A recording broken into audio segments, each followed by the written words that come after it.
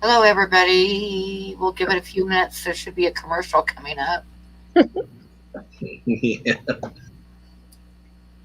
Hey, Jesse.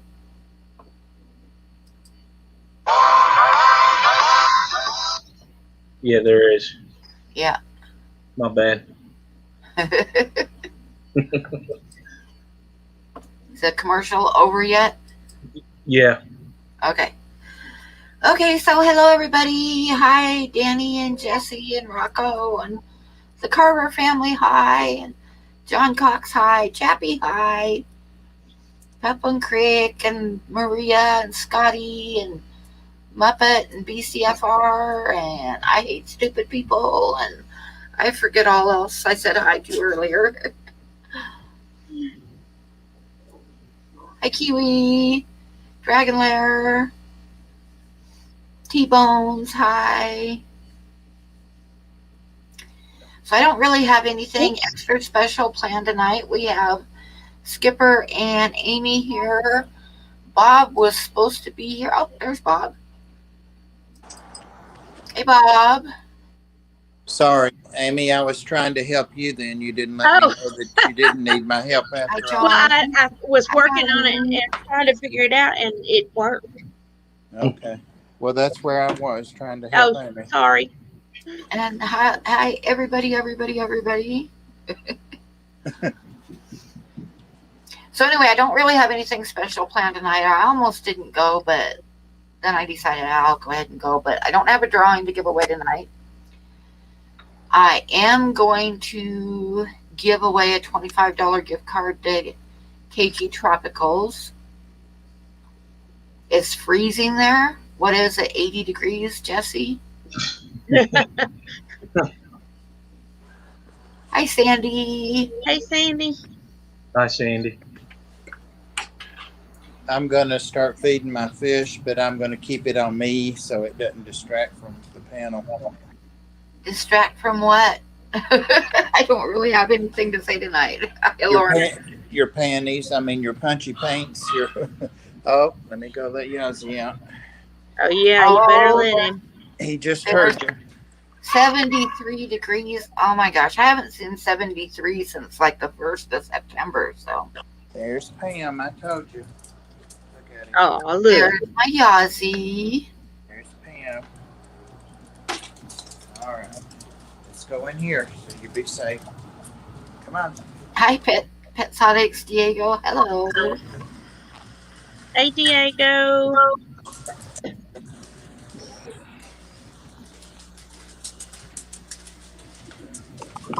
Here, I hope it's Yazzie's toenails on the hardwood. I hear and not mine. It's my cloven hooves. I'm barefoot. That's what I was afraid of, but I wasn't going to say that. You're being polite. Yeah, I was being polite. Oh, so what's everybody got going on? My Friday night from work, I can tell you that. Oh, it's your Friday night? That's nice. Next 2 days off. Yeah. Oh, yeah. That's nice. That's That's nice. Back Saturday, unfortunately. Well, no. I have to work Friday, and then I'm off the weekend. Skipper, do you do a rotating shift or? No, I do 6 to 2 all the time. It's rotating days though. That's what I meant to say, rotating days. Sorry. Yeah, I'll be off Friday, Saturday, Sunday next week. 3 days. Nice. Yeah, we get 2-3 days in a row, and then after that it's 2 days. He's already sneaked out of here. All Is right. he looking for the cats? Well, what he does is he chases Dharma because she aggravates him. She's instigated. And then Tibby feels like he's playing, but he hurts him. Oh. Tibby's way too big to be tackling Yazzie. Bob, I have a question. Do you know anything about hatching turtle eggs? Hey, Hatching what? Turtle eggs. No, I really don't. Pam does. She's got a bunch of turtles under wraps. I know a little bit about it, but not a lot. I know that if you move them, like the best bet is if they lay them in the ground, but you can move them like into a box of peat moss, but try to put them in the same way up that they were. I guess it's not good to flip them upside down, and then put them in a box of moist peat moss and keep it warm. But I think Brian, whatever his name is, I watched him one time, and he or somebody else. I was watching somebody else that hatched them, and they had like an incubator thing. So Yeah, well, it was asked. The reason why I asked it was asked in Dan's stream. oh, And I didn't catch that. yeah, I missed that too. I gave them a website to go look at, and they ended up commenting on one of my videos. And I was like, "Listen, I just found that information for you. That's all I could find." Yeah, It was, my turtles laid eggs, like a lot of eggs one time, and I was gonna try to save them, but I was right in the middle of moving, so I didn't bother. But I remember looking it up, and it said to like put them in a box or a tub with moist peat moss, and keep them warm, and make sure that you get them like on the same side up. yeah, it's Dragon Lair asked what kind of turtle. Yeah, red ear sliders. She don't have an incubator or nothing. And I was like, oh boy, I wish I could help. Yeah, what I was gonna do, but like I said, I was in the middle of moving, so I didn't bother with it. But what I was gonna do was put them in the moist peat moss, and then put it up on top of the fridge where the heat from the fridge would keep them a little bit warm. That's a good idea. Well, that's what I read. It says to keep it in the kitchen or something like that. I saw you post that website. I didn't recognize the website. Yeah, I forget what it was. I just googled something real quick to try to help that person out. Yeah. A girl and her turtles. Dang, these fish are hungry. Do you have a toothache, Atkins? I think Candy has one right now too. There's nothing worse than toothache. Oh no. Candy And had, Aqua Balls. Candy had dental surgery. Oh, Aqua Balls had a tooth pulled, I think. Yeah, I think you're right, Amy. And last night he was on. yeah. Sandy said she put hers on top, put them in peat moss, and then put them on top of the water heater. Yeah, any place that'll keep them a little bit warm. I forgot about Sandy.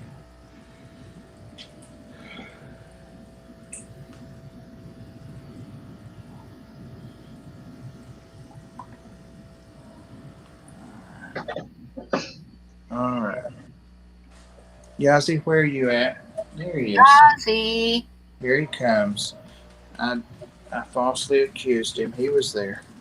For that time. Poor Yazzie. Yazzie has a tough road Yeah, to hoe. that's what I say. But a lot of people don't have an incubator. I know I wouldn't buy an incubator to try, so I just try putting them on top of something to keep them a little bit warm. Do you want a red-eared slider? No, I don't. I have 2 already.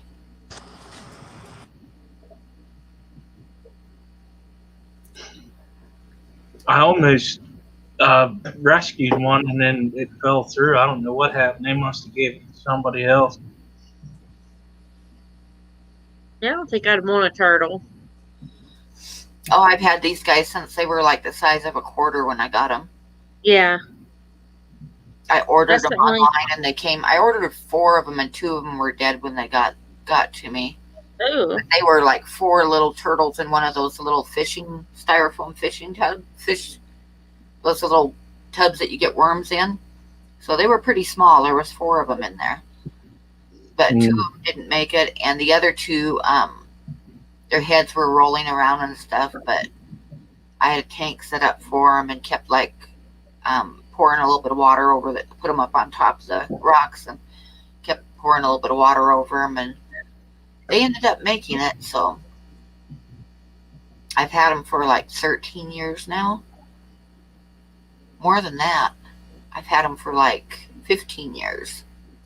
How long do they live? I looked it up one time. It said they live about 12 years. So they're not one of the super long-lived tortoises, but I suppose mine are getting old. Since, like I say, they're about 15 years old now. Hi, Jessica Socks.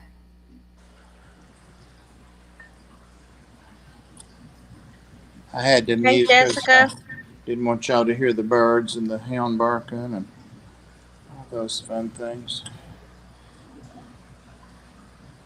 And your toenails clicking on the hardwood. I put on some flip-flops or Fred Flintstone shoes. Hi, Courtney. Congratulations on the win. Yeah, that was awesome. It was $50 certificate too, wasn't it? Yeah. Mm-hmm. I have a $25 certificate for KG Tropicals that I'm going to be giving away tonight. Well, I feel it in my bones. I'm going to win that. Something in my bones. Oh, her Oh. teacher. It's called. There says he thinks 25 years is the average for him. So, okay. Wow. It's called arthritis, Bob. That's the truth, and I've got Definite. both too. Got both kinds. Hey, Daniken. Kenny.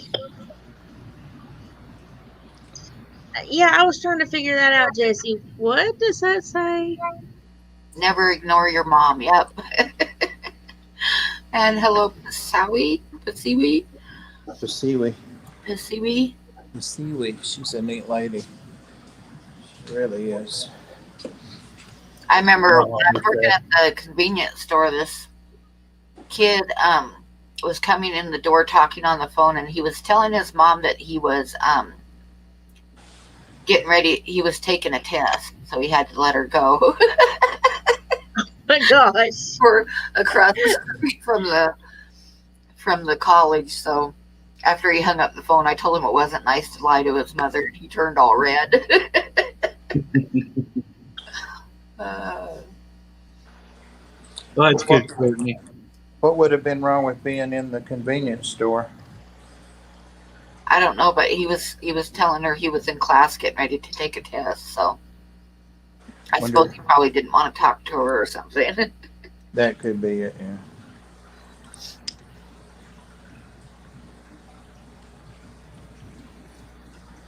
I bet you saw a lot of IDs while you worked there. Oh, yeah.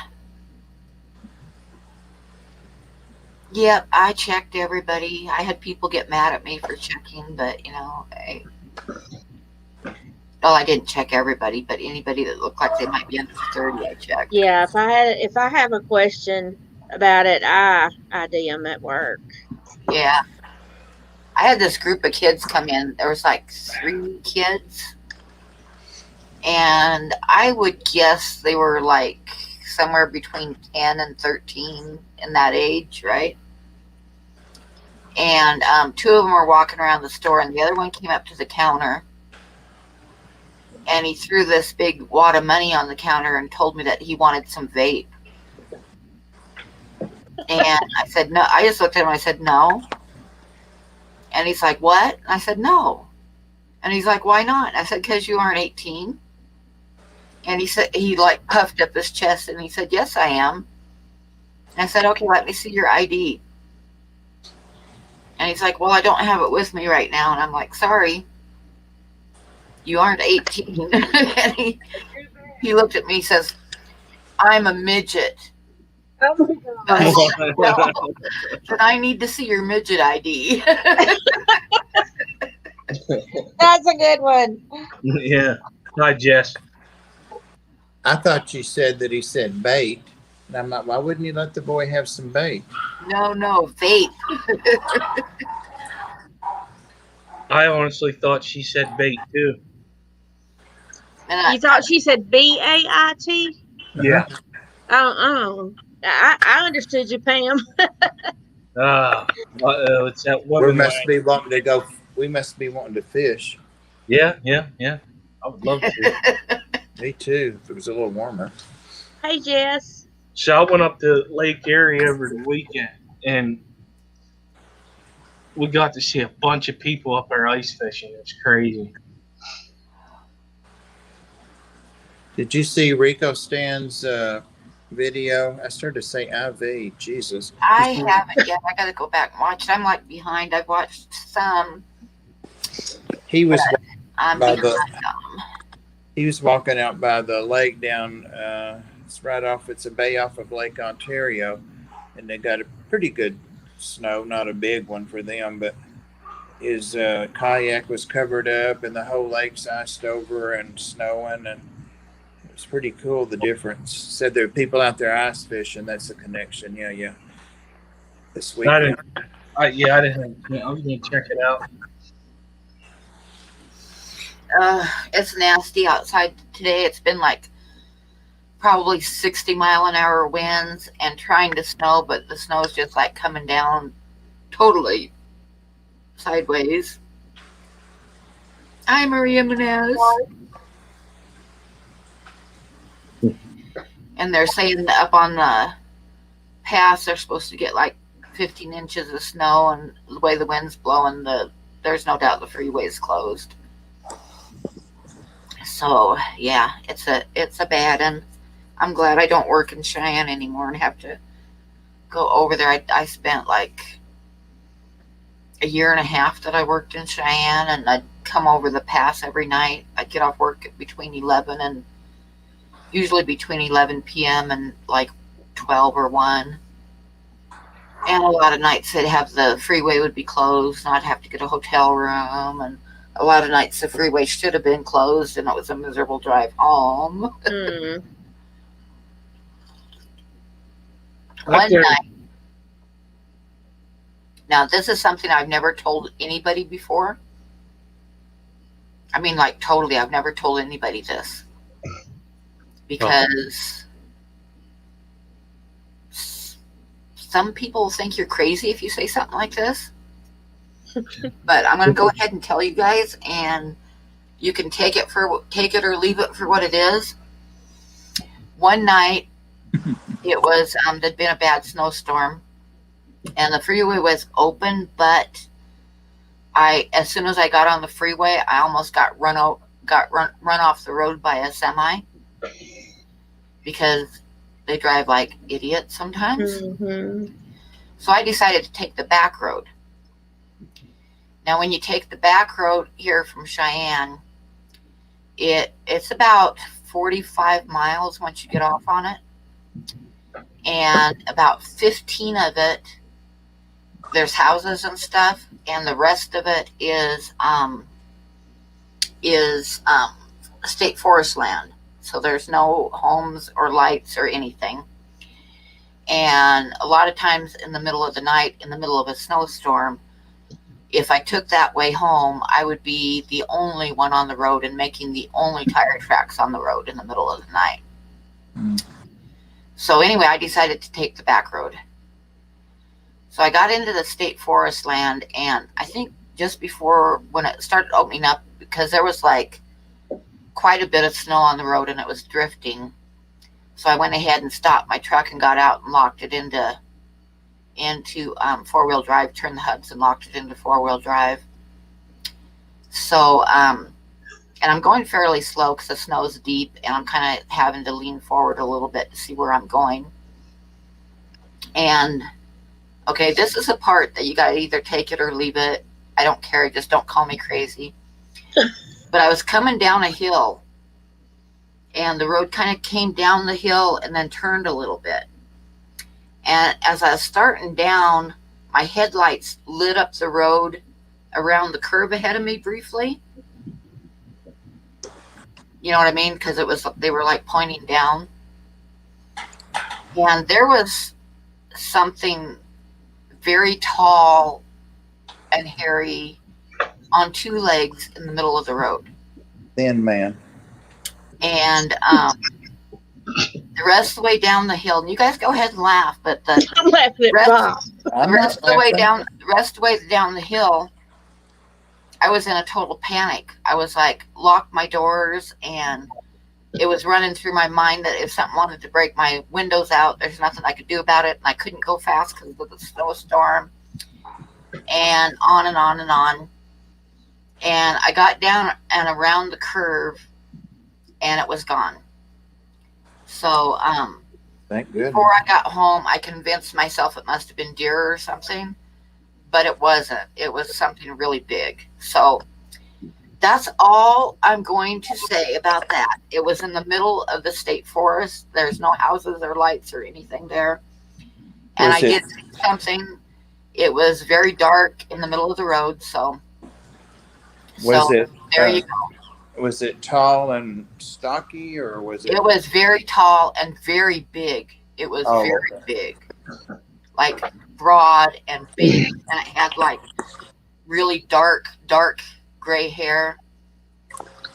And like I said, I just saw it in the headlights as I was coming down off the hill, and when I got down there, it was gone. And I'm not gonna say what it was or what it probably was or what it might have been.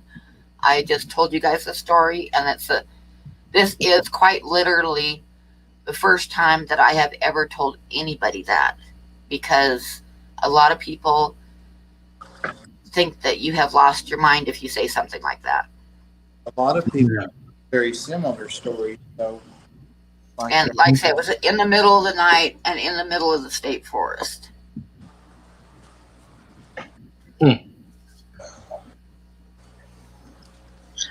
Sandy. Sandy says maybe it was the Mothman. And see how many people think I'm absolutely out of my mind. But like I said, I didn't see it up close or anything, but I was, you know how your mind just races a million miles a minute, and Yeah. like I said, I was just like, I was in a total panic because I was like, at the way with the snow on the road and everything, I couldn't go more than like 20 miles an hour tops. that would have scared me. And it was running through my mind, how much protection is the truck if something wanted to hit me? You know, I mean, it's like the windows could be broken out pretty easily and da da da da da. So it scared me. It did. It scared me. I'm going to tell you, there's stuff out in a lot of them forests that a lot of people don't see. Mm-hmm. It was either Bigfoot or a 6 foot tall man in a sniper suit. Yep, this thing was probably at least 6 or 7, at least. I would say it was big on the road. I mean, when it lit up in the headlights, it was like standing there, and it was big. It was very big. I've seen that too, Danny. Said I wasn't going to track, but I wanted to show you, Pam, because I know you saw them, the betas from Lisa KG Tropicals. Yeah. These, the ones that were rescued, that she had several. Oh, pretty. That's the female. She's a dragon, but I don't remember what it. Oh, thank you, Xanadu. Something about her scales. I think I missed one. Oh, I did. I missed a $5 super chat from Fish Tank Barn. He says, Steam fought, ain't got nothing on you, Pam. And Xanadu says, interesting story, I want to believe. Well, the thing is, that's a beautiful betta. This is the one. I'm going to get mine next week. With all the bad weather, Lisa decided not to send This is the blue. Winky until next week. The blue rim, and he's got benign tumors on him in the white parts. He wasn't doing too good when he first came from the shipping, but he's sure doing good now. I like the colors on him. Yeah, pretty. I never seen one like that. I was glad to get it. Got it quarantined into their big bowls. Yeah, I really like the colors on that one. They love being in here because all the and they just take another home. They just had another. I know, isn't it crazy, Sandy? I didn't realize it looked that bad, or I would have brushed it. Well, Actually, go ahead, Pam. I'm sorry. oh no, I was just reading the chat. I was gonna say I lived in a haunted house for like a year and a half, which kind of made a believer of the unexplained out of me. It's like I was pretty skeptical until that. And I heard you tell that story before. Yeah, and Halloween. a lot of stuff happened. I lived there for about a year and a half, and I haven't had anything happen to me since then. But that totally made a believer out of me. And that once you open up your mind to believe something like ghosts, then like Bigfoot and Dogman and stuff aren't that far off. No. You know what I mean? Well, It's like if you open up your mind to believe in stuff that isn't in your history books and taught in school, then you can believe when other people see stuff too. Yeah, upgrade. Whenever I was growing up, I saw a ghost in my bedroom. I didn't say nothing to my parents because I thought, they thought I was crazy. Well, about 2-3 years ago, my dad was telling me a story. Same house. He's sitting out there in the living room. Everybody else is quiet. He's up watching TV. He goes, "I have a friend in here." I said, "What?" I have a friend in the house. And my mom's still living and everything too. But she was in bed, and I think my brother was still living there. He was in bed. But he got up and went and looked, and everybody's still in bed. So that house was haunted. Well, it is still haunted. And I told him my story. I said, "I thought I was crazy, but after you saying, I know I'm good." Yeah, that's it. And like I say, until I lived, well, I'd had one other thing happen to me when I was on Cape Cod. I was staying with a friend, and he had a 2-bedroom house, so he had his bedroom, and my daughter had the other bedroom, and I always slept in the armchair in the living room. And I was watching TV one night, but they were both in bed, so I had the sound off, and I was just watching the news without sound, because I'm strange that way. And it was the strangest thing because it was like to my right, this ball of voices came out of the wall in the kitchen and went right in front of me and then out the living room wall. And it's hard to say a ball of voices because you don't see it, but you can hear it. And it's like a whole bunch of people talking at once, but you can't understand what they're saying. And I could follow it. I knew right where it was at, and the hair was standing straight up on my arms. And I never said anything because I figured, everybody'd say I was crazy. And after I got my own place and stuff, he called me one night.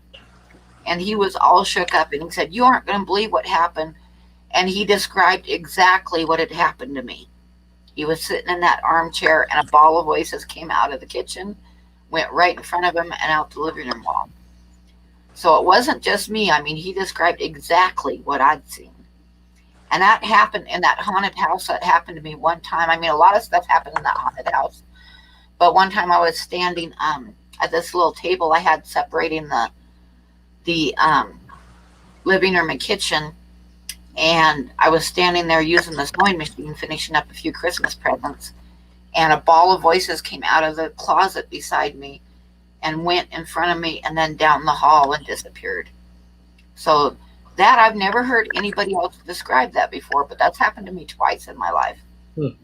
I remember It's you. I don't think it wasn't connected with the, or at least I don't think so. I don't think it was connected with the other things that were in the house, the other hauntings. This was something separate. Does that make sense? Yeah. Yeah.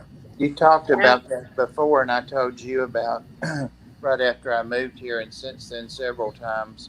A lot of times I'll be in the bedroom and I think I hear something in the living room here, and I'll be in the living room and think I hear something in the bedroom. So it's the wall, I think.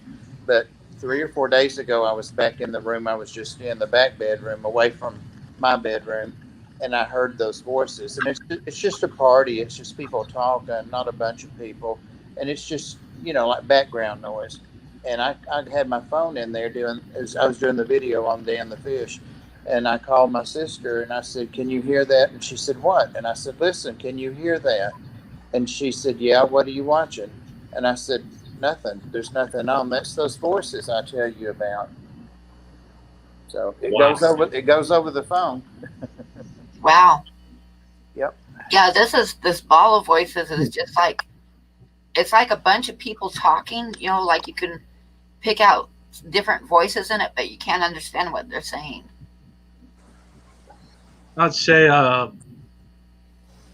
it's happened to me a couple different times after that, and I don't know if I'm just weird or whatever, but it doesn't bother me. You are It weird. That haunted house got to where it didn't bother me most of the time because it sounds really stupid, but after a while you get used to it. Hmm. It's like you just get used to it. It's like you just like the cupboards will open up by themselves and you just turn around and look and go shut the cupboards and keep doing what you're doing. You know what I mean? Yeah. It's just you get used to it. I guess what with me was whenever I was a teenager, we started mowing cemeteries, and I just got used to literally being around dead people all the time, so it didn't bother me none. Amy, where did you hide my bloodworms? I fed them just a few minutes ago. No, you couldn't have fed them that quick. I fed them before we came home. Now, I the No, fed first them to the pea puffers and the apistos. I hate this. It's usually my the first phone. time I acknowledged it, because stuff had been happening, but I didn't acknowledge it to There myself. it is.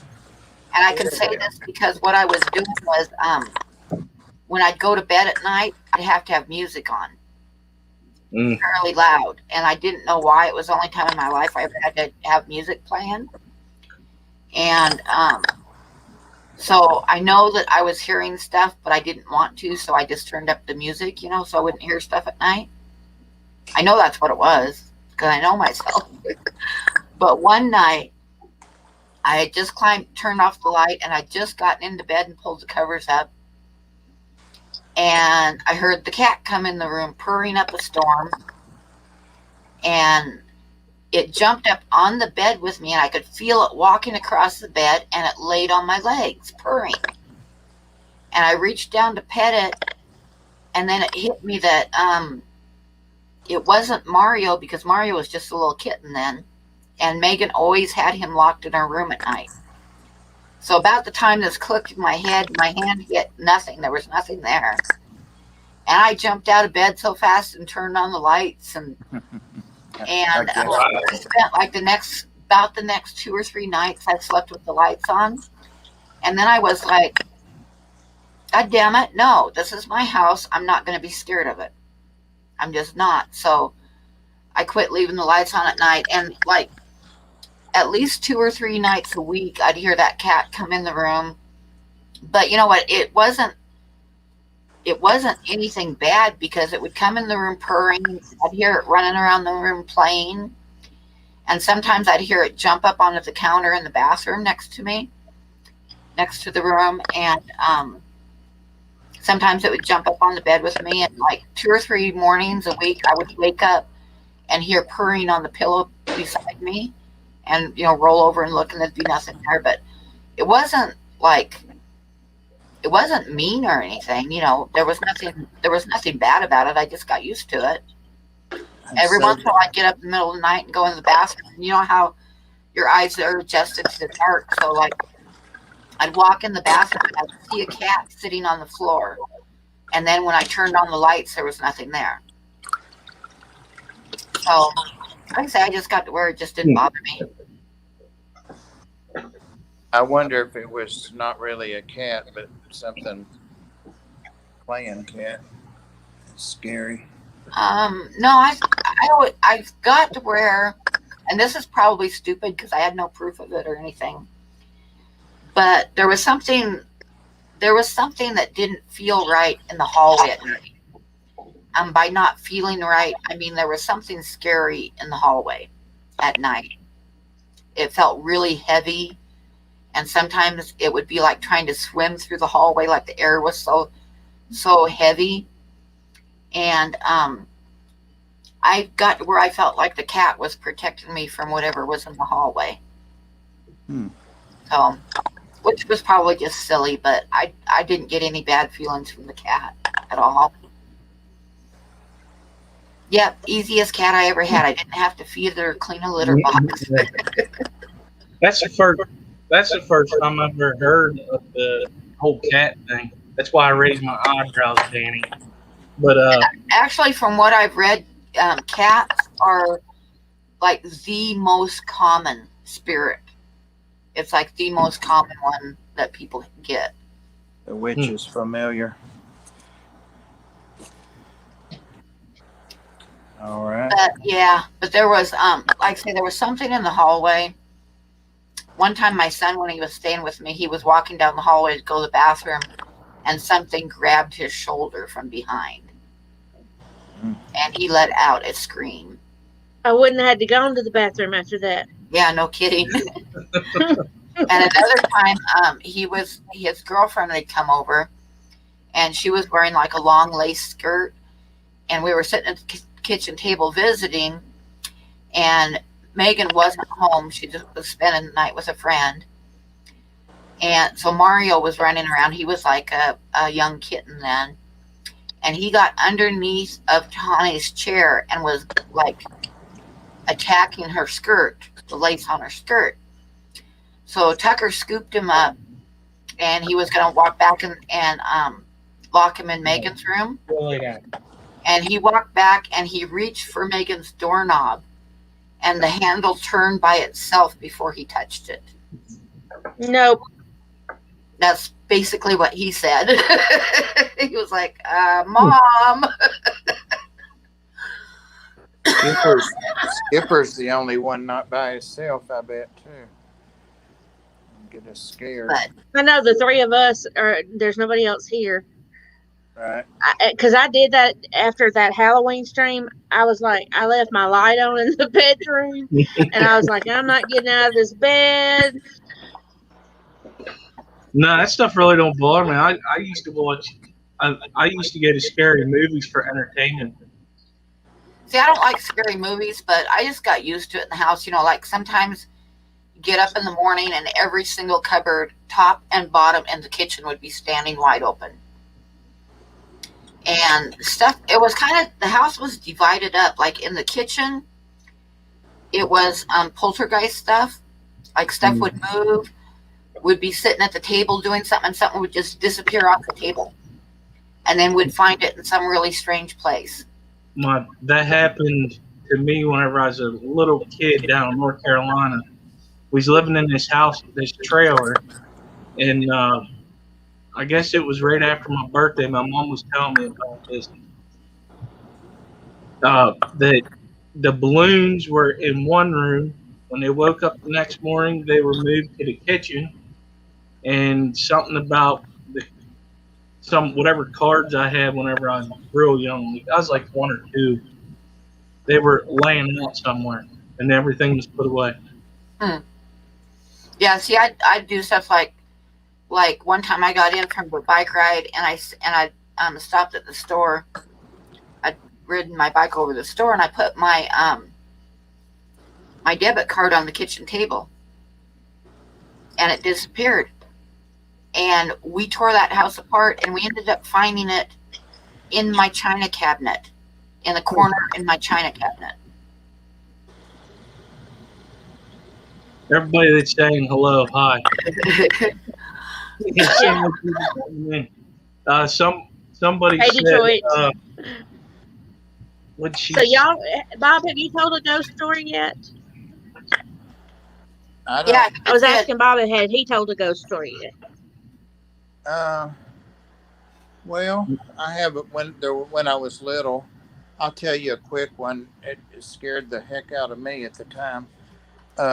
My grandmother, Kaylor, been dead a long, long time, but I went up there every summer and every weekend to stay on the farm with them. My uncle and his family lived there, but they went to Indiana on vacation, and I was going to stay with her just so somebody would be there. But I mean, she was a tough old woman. I mean, she's probably 65 then or 60, but she, guys, he heard you. Come on. Uh huh. Come on. Hurry. The cats are not here. Come on, Yazzie. Okay. Anyway, we were sitting watching TV, and they had the doors that didn't lock, no screens on the windows. I mean, really, it was really no air conditioning then. You better come on now. Pam's not going to play with you. Come on. Yazzie. Yazzie. Come on. Look at him. He wants me to go in there. The cats are not even anywhere around. Come on, Yazzie. You stay with me. Come on. Yazzie, come on. Come on, Yazzie. I've still got this whole room to feed. Come on. Let me go in there and feed that room, so maybe he'll go to sleep. Jesus. Anyway, we were sitting watching TV, and I just felt weird. I mean, weirder than normal, and I just was like, Granny, I feel like somebody's watching us. And she said, oh, nobody's going to watch us. And we lived up on a hill. I mean, nobody around or anything. Or she did. And I just couldn't shake that feeling. And I went over, I got up, and she laughed at me, chuckled at me. I got the broom and propped it under the door, not the handle, but, you know, the crossboards on it, and went back and sat down. And she said, is that better? And before I could say anything, somebody or something hit that door real hard, enough to move it a couple of inches. But thank God that broom held. And she screamed and I screamed, and that was the end of it.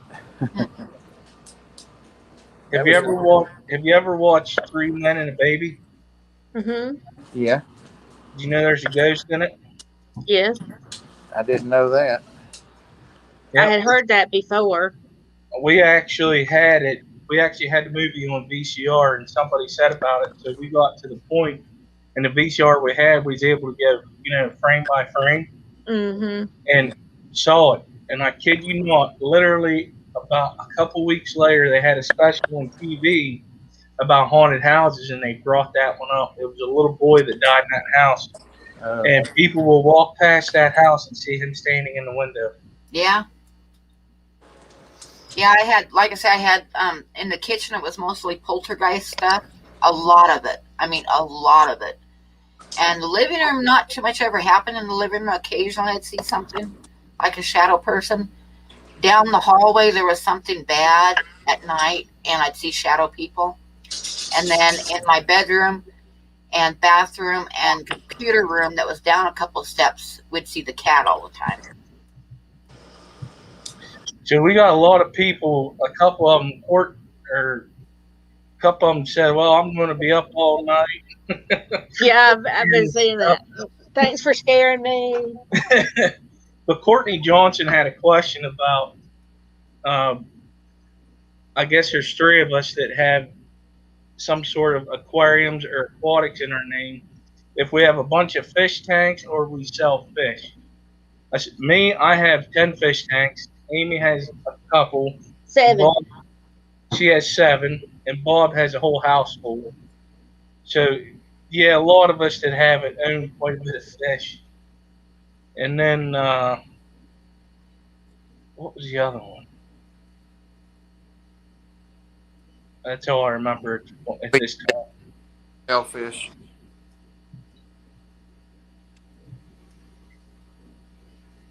So let me tell y'all a little freaky story. And I've only told one other person this because I thought they, again, would think that I was crazy. After I moved in this, they say I'm going to sleep with my light on. No. After I moved in this apartment, I had been here a while, and it happened after Nathan passed away. But I was in here in the bed, and I was asleep.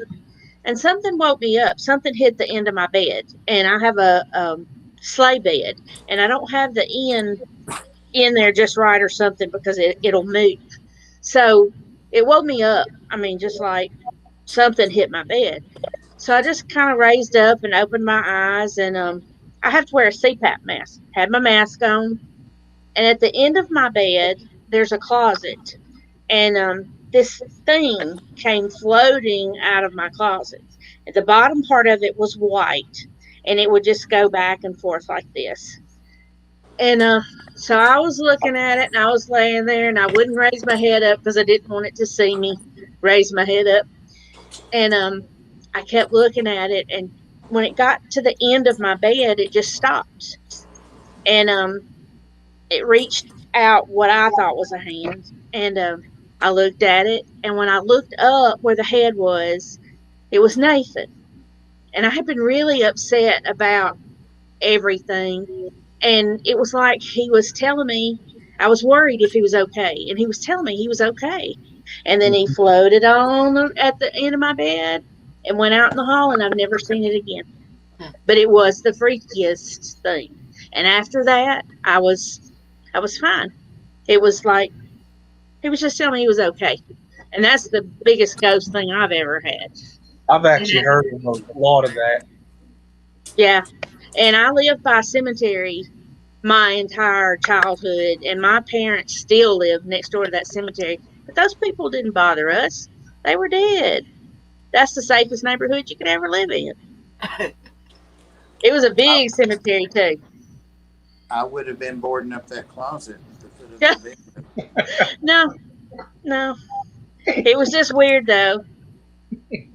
That I mean, it was like a sheet. I mean, it was clear and it was white, cloudy, and it was just flowing back and forth. But I never raised up my head because I thought, ooh, no, I'll just be real still. The dog never moved. The cat never moved.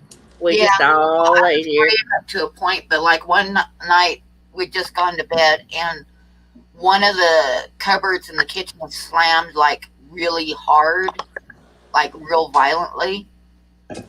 And I jumped out of bed and I met Megan in the hallway. And to get to the kitchen, you got to go through the living room, which had no light switch. So it was dark in the living room and kitchen. And she was like, "Are you going to go check?" And I'm like, "Hell no, are you?" So we both just went to bed. So you go. No, you go. So I was brave to where I could ignore a lot of stuff, but sometimes something would get to me. I would always go check if I heard something. Just to Not be me. sure. Yeah. Not I, me. I No, I tried to ignore most of it. Like one day my daughter Courtney, she wanted me to go to town with her, so she came to pick me up, and we visited for a while. Then we went out and got in her car, and she'd parked in the carport, and she like started up her car, and I was sitting there and I glanced up and watched a man's shadow walk through the living room, like past the two windows in the living room that were facing the carport. And I didn't say anything. I looked at Courtney and she looked at me. She didn't say anything. And we got about halfway into Billings and she looked at me and she says, "You did see that, right?" And I was like, "Yeah." I just wondering if you did. She said, "I just making sure it wasn't just me." And I was like, no, I saw it too. Oh, Bird Garden, thank you. Thank you. Yeah, thanks, Bird Garden. Yeah, I always want to go check. Like if it's inside the house, if it's outside, I got a gun with me. But if it's inside the house, I'll go check because I'm one of them people that I'd want to see it. Well, I I'm just kind got of to where crazy like I that. figured if I acknowledge stuff, it would get worse. I just had that feeling, so I just most of the time ignored it. But the biggest thing that ever got moved, and you wouldn't think it could move, but Courtney had come over and she had like a purse that was huge. That thing was like this big and like that. And she was leaving, and we went out on the front porch and sat at the table and visited for a little bit. And she had gotten something out of her purse, and it was sitting on the porch by her feet. And I mean, it was definitely on the porch by her feet. And when she got up to go, her purse was gone. Just gone. And we went back in the house, and it was sitting on the kitchen table. And neither one of us had gotten up, and I had watched her get something out of her purse and put it down by her feet out on the porch. So that was something that was fairly good size that got moved, you know.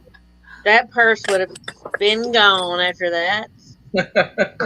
I would have given it to a friend. I had like a marble rolling pin that was in a little rack holder on the kitchen counter, and it was the middle of the day, and we were all in the living room. I mean, there was like 4 of us there, and that thing went flying off the counter and into the kitchen sink. Wow. I mean, and marble rolling pins are not light. No. That's a great weapon too. And another time, Tucker and I were standing in the living room visiting, and he like hit my arm and pointed at the kitchen, and I had a salt shaker on the table. So like, pretend this is a salt shaker, and it's sitting on the table like that. And he pointed at it, and it was tipped on its side like this, just sitting like that. And then while we were watching it, just kind of rocked back and forth like that and settled back down and into place. And I'm like, that's really creepy. Tucker looked at me and he's like, did you see that? And I'm like, yeah. I don't know if y'all saw it in the chat. John Cox said, I forget what we were talking about at the time. I meant to say something to y'all then. He said he's seen plenty, but only one he ever saw move things was the one that threw things at his ex. Yeah, I have an ex like that. Wish it would throw things at. Hey, Pam, is Bird Garden Rack? Yes. Yeah, is it Rack? Yeah, I thought so. I thought he was like had a pond name now. He does. Oh, well, thank you, Rack. I knew you'd want to know if you didn't. That Bird Garden channel, he has like isn't it a 24/7 live stream? It's either a bird feeder or something that you can watch the birds all the time. Oh, I'll have to check that out. Hey, Aquaball. Hey, George, are you feeling better tonight? He looked rough last night. The whole side of his face was just huge. And he couldn't hardly talk. Everybody's having little problems right now, I swear. I like about a week ago, I had a toothache that was just killing me. Well, I didn't have a toothache, and I can see it on the camera. Y'all may not can. I broke this tooth, my front tooth right here. Yes. So I was messing with it, and when I did, apparently I had a filling in between those two front teeth from when I was younger, and the filling decided to fall out. So I have this big gap and a broken tooth. So I was supposed to be getting that fixed at the end of this month, but I hate it. Yeah, and it always hurts worse at night. One of the most miserable nights that I ever spent in my life was like about 9 o'clock at night. Well, I'd had one of my wisdom teeth had come in, and about 9 o'clock at night, it broke. Oh, God. And I spent the most miserable night with ice packs on my face, and I kept taking aspirin. I'd tell myself, okay, no more aspirin for at least a couple hours, and then, half an hour later, I'd take some more because it hurt so bad. And I spent the whole night that way, and when everybody got up in the morning, my ears were ringing. And I'm sure it was because I'd taken too many aspirin. And I started calling dentists, and I was living in Washington at the time, and there was 9 or 10 different dentists in the phone book, and nobody would take me because I didn't have insurance. And the last person, I burst into tears while I was on the phone because I just spent the most miserable night. I didn't want to spend another night like that. And I burst into tears, and she says, "Oh, honey, just come in." So I went in and paid cash for them to pull that wisdom tooth out. Okay. And now I still have 3 wisdom teeth that haven't come down yet because when they took the x-rays, they said that my wisdom teeth were, number one, there was no room in my mouth for them. And the roots are wrapped around my sinuses. Oh. So about once a year or so, they'll bother me and be trying to come down, and I'll have like the side of my sinuses going up my nose. My nose will swell up and everything. It gets like it. Mm. It doesn't happen all the time, but like once every year or so, it'll happen, and it hurts like hell. Mm-hmm. I feel very fortunate now that whenever I was 16 or 17, I got all four of mine taken out at once.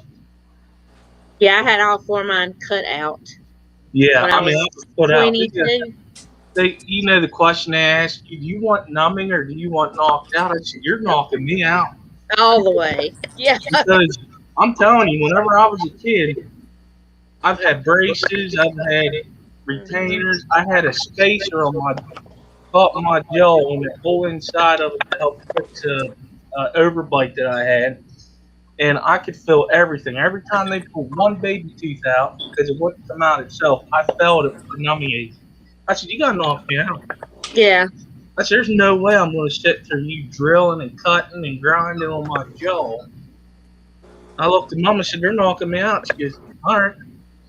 I said, "Oh, there's."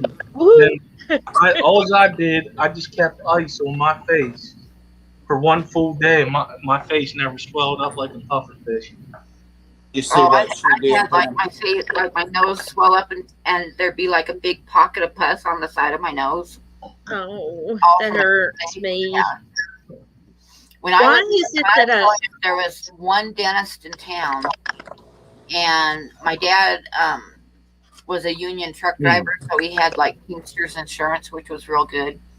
So we went to the dentist, I think, twice a year for cleanings and stuff and checkups. Hmm. And that damn dentist would always wait. And like a small town, growing up in a small town, everybody knows everybody, right?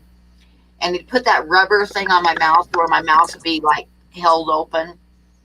So I'm sitting there with my mouth wide open and the little suction thing, pipe thing in my side of my mouth. And then he'd be like, "How's your dad like his new truck?" And I'm like, "Oh, I never understood that. Never understood that. I swear they did that for entertainment. I yeah." swear. I hate dentists. I hate them. I'd rather go to I don't know, a different doctor. But we had a dentist in our town when I was younger. I was about 13, and I had bad teeth because I had taken tons of antibiotics when I was a baby. I had bad ears and bad tonsils, and so he was so mean. Like, and even now they make you the parents stay out of the room. But my mother would be sitting in the lobby, and I had gone one time, and she could hear me screaming in the lobby. And I just kept screaming and screaming, and she could hear the dentist saying something, but she couldn't understand what he was saying. Well, she had finally had enough, and she come flying down the hall, and the receptionist was like, "No, you can't go in there." And she said, "Watch me." And when she walked in the room, he was up in the middle of the chair over me, holding my mouth open and sticking something in my mouth. And she said, "What the hell are you doing?" She wouldn't be still. She wouldn't open her mouth. She said, "Well, she's not opening it now. Get up." So that's That's why I don't crazy. like dentists. Yeah, Um, I think he probably was abusive every time that I went. sounds like it. I'll tell you, Yeah. me and my dad got teeth pulled the same day. Of course, I was little, so I got done. Mine was quick. They said, "You want to go sit with your dad?" I said, "Sure, it ain't nothing. You just do it to me all the time." Listen, I'm telling you something. I had to leave that room. This doctor, I kid you not, he was pulling one of his teeth that was capped. It was gold capped from the military. This doctor literally put his knee in my dad's chest, got up on him, and was yanking him. I said, "I gotta go." I said, "I gotta go." I'm out of here. I said, "Nope." And the thing of it is, Dad did not take no Novocaine. He just laid there and took it. I said, "You crazy?" So I'm out. Ouch. Skipper, answer me this. When Pam said she woke up after suffering with her tooth all night and started calling the dentist, did you think she said dentist? No, I heard Dennis. Sorry. Okay.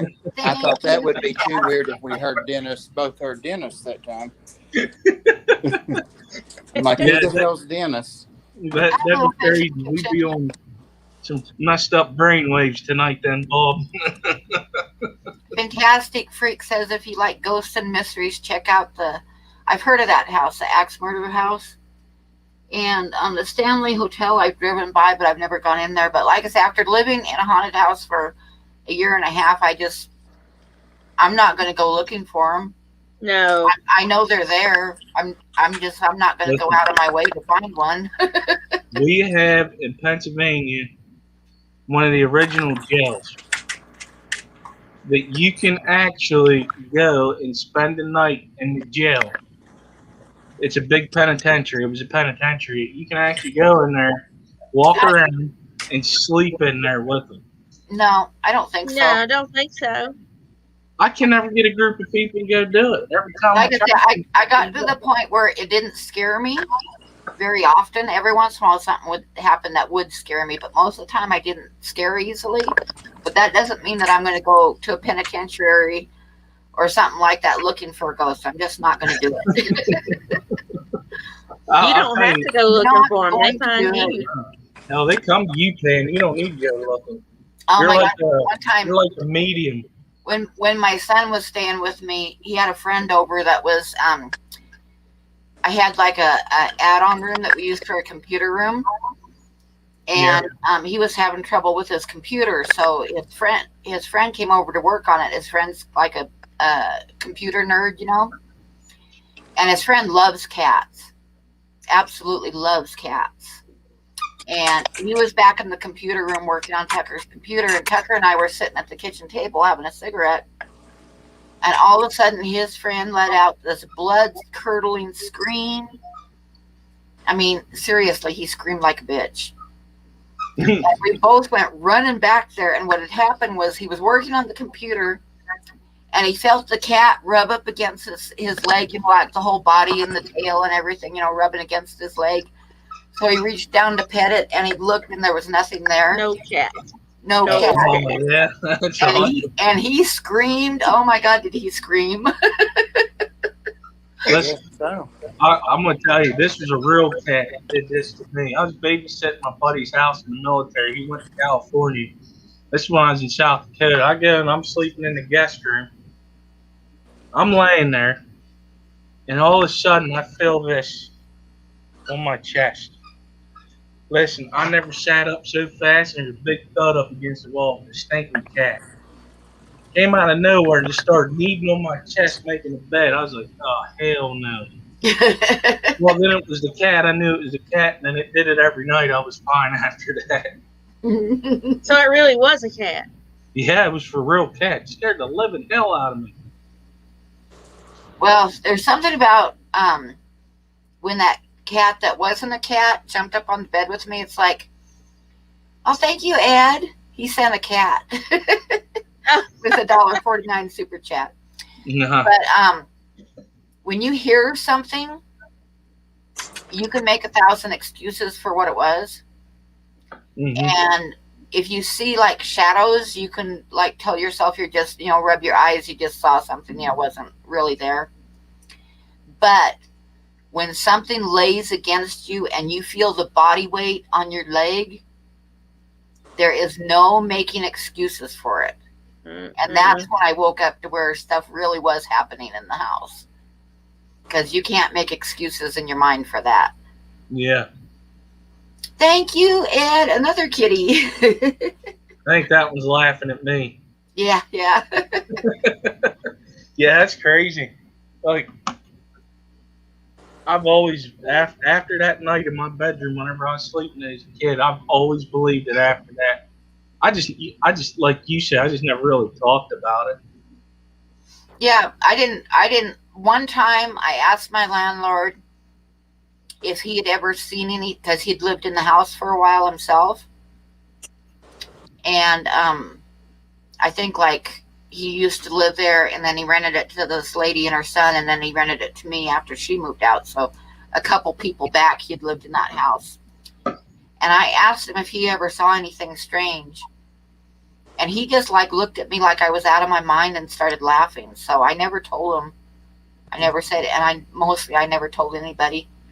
But my kids knew because it'd be there visiting, and a lot of stuff would happen. But it wasn't like people think that that stuff happens at night. But like half of the stuff that happened in the middle of the day. Mm-hmm. It wasn't just at night. It was like a Yeah. lot of shit happened in the middle of the day. I've even heard stuff in this house that we live. And the reason why I believe this used to be a parsonage, so I never asked any of the neighbors if they ever saw anything. It Not wouldn't going there. surprise me, but I never asked the neighbors. I just, like I say, I didn't want people to think I was crazy, so I just didn't say anything. Like I say, my kids and I would talk about it because stuff would happen all the time when they were there. Oh, But like I say, stuff happened all the time during the day. Stuff would move in the kitchen. Cupboard doors would slam or open. I mean, and like I told you about the salt shaker, it didn't have to be night. At nighttime, the thing is that when you're laying in bed and everything's quiet, you hear everything that's going on in the house. But during the day, stuff would happen too. Like one day, I was by myself in the house, and I had the radio playing in the back room, and I heard somebody singing along with the radio. Like almost on note, but not quite. Like just a little bit off, and I was there by myself. And somebody was back there singing along with the radio. Another time, I was standing at the kitchen sink doing the dishes, and I had like those ladder back wooden chairs at the kitchen table behind me, and one of them slid back about 2 feet and hit me in the back. Ooh. Slid away from the table, and then it tipped over, and the ladder back hit me in the middle of the back. No, I don't live there anymore. So we'll be sitting here watching TV, and I'll hear a thud, and I'll get searched the whole house. And nothing fell, nothing was out of place. Freaks the wife out a little bit, but it is what it is. That same grandmother's house, we I'll be right heard back. my sister would sometimes go there too. She was a couple years younger than me, but we all three would sleep in the bed with Granny because we didn't impose on my uncle and his family. But and there's plenty of room in a double bed when you're kids. But we heard a thud one night, and Granny was already asleep. And I think it was either me or my sister. We'd lost a tooth, so had it under the pillow for the tooth fairy. So I thought that's probably what it was. I was stupid, Anyway, I thought it was like the tooth fairy is what I heard. But again, the windows, no screens, that kind of stuff, no doors locked. And in the morning, and it was weekend, of course. So in the morning, we were going to church, and Granny Kaler got her good purse out of the closet, and she screamed. Oh, no, my sister before that, when we were getting ready and all that, she said, Granny, your cat kept going, getting on my neck during the night, and I kept feeling your cat. And she said, I don't have a cat inside. And she's like, well, it must have come in the window. And she's like, no, my cat doesn't come in. So anyway, she got her purse out and started to bring it out, and there was a big black king snake in it. Oh my gosh. So that's what I'd heard come in the window. And then it had got on the bed evidently and gone across. I mean, they're not poisonous, but still to think about it. I still would have been dead. Yep. Oh. We didn't, I say have to, we didn't go to church. So everybody was so freaked out. We didn't go. I'll never forget that. Ooh. I remember one night, and I've never told anybody this either because it was a long time ago. I can't say that haunted house was the first time I ever had anything happen, because when you're talking about being at your granny's house, I remember I was at my grandmother's house, and I was probably only like 5 or 6 years old, and I was sleeping in her spare bedroom, and I saw something white come across the floor and stop at the end of my bed, like something that was lit up white. without a particular shape to it. And I remember screaming, and my grandmother coming in and telling me I was just dreaming, and that was that. But I still remember it. I've got to get out of here. The big boss is pissed off now. Rico. So, Rico. My, Hey, legit. I got a grandmother story for you. All right. My grandmother, she lived in a trailer. There was one way she kept the kids out of her bedroom. She bought a damn Chucky doll, oh, yuck. put that damn thing on her nightstand next to her bed, and the son of a bitch faced the door. So every time you had to get past her bedroom to go to the bathroom, and it was fucking. Oh, Imagine I that when hate you're that thing. imagine that when you're 8 years old. Oh my God. She always said, if you go in my bedroom, Chucky's gonna get you. I was like, dang. Then after that, I loved the Chucky movies. Whenever I got a little older. Oh, Darlene's tank says, I hope y'all are streaming all night because Nope. I'm gonna need company. She's gonna need company. Oh, I should do the giveaway before I forget. It's only been an hour and 11 minutes, you know. Yeah, well, we'll do a giveaway now. I do not have a drawing to give away tonight because I'm working on other stuff. I got a couple paintings that I'm working on and stuff, so I did not do a card for tonight. But I have a $25 gift card for KG Tropical store that I've had for about probably close to a month, and I can't use it because I just don't have enough money to add to it to get something. So I'm going to give it away to somebody tonight so that it can be used.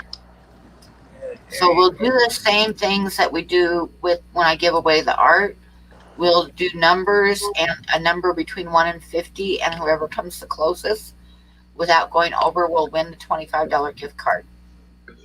And whoever wins it, I will email you. Send me an email, and I'll email you the number so you can use it. So we have a $25 gift card that we're going to give away tonight for KG Tropicals. And Bob, are you ready? Yeah. Okay. So I'm going to type start, and it's going to be a number between 1 and 50. Oh, first I'll show you the random number selector. I feel. I've got the random number selector set for between 1 and 50, and when everybody's done with their number, I will pull up the random number selector and click on it, and whatever number comes up is it.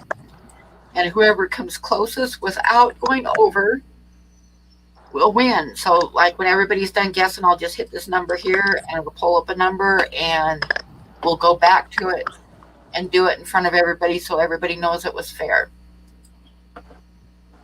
So that's how that works. So I'm going to type start, and when I type start, everybody guess a number. And if there's a tie, then we do a tiebreaker between the people that tied it. So whoever comes closest without going over.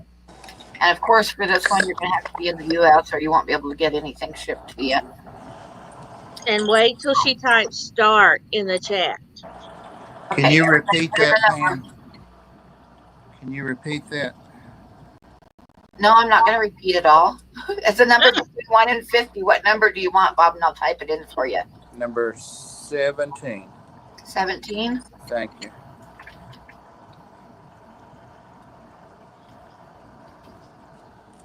Okay, Amy, did you get one in?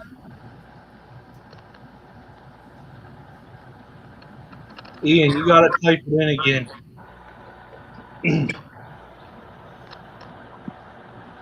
Amy got one in. Anakin, it's a number between 1 and 50. 87 doesn't count. It's always one wise guy. Who was that? Kenny. There you go. There you go. Hey, Phil, I said hi a few minutes ago, but I don't know if you heard me. Hey, Jess.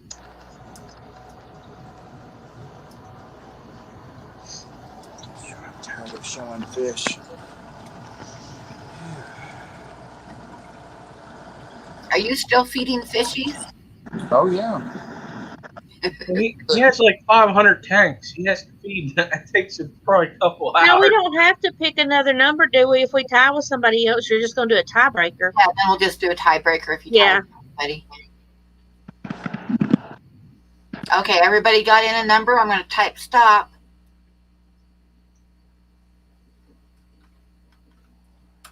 Did I change my number? Okay, yeah, well, okay, hang on. What number did you want, Bob? I'm teasing. I'm just messing with you. Oh, I'm going to kick his ass. Okay, we're going to go over to the random number, and then I got to have help everybody checking out the numbers. Already working on it. Ready when you are. Where's your team Okay. spirit? We're going to do share a screen.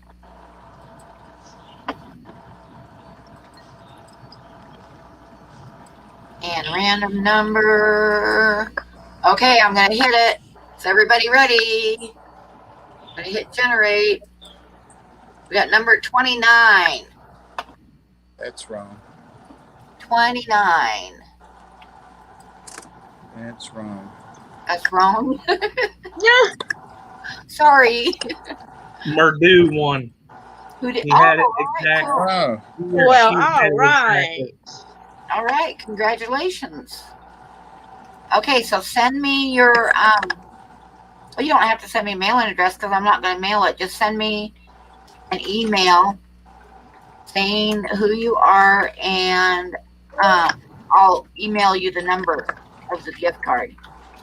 his email looks a lot like mine, Pam. So you just cut and paste my email, because if you spell it wrong, it won't go through. All right, cool. Yeah, send me an email and I'll send it to you tonight before I go to bed. If she can sleep now. All these Yeah. scary stories. That Halloween when they were all telling those stories. Who else was on that panel? I think Jess Shrimp Granny was on there. Yeah.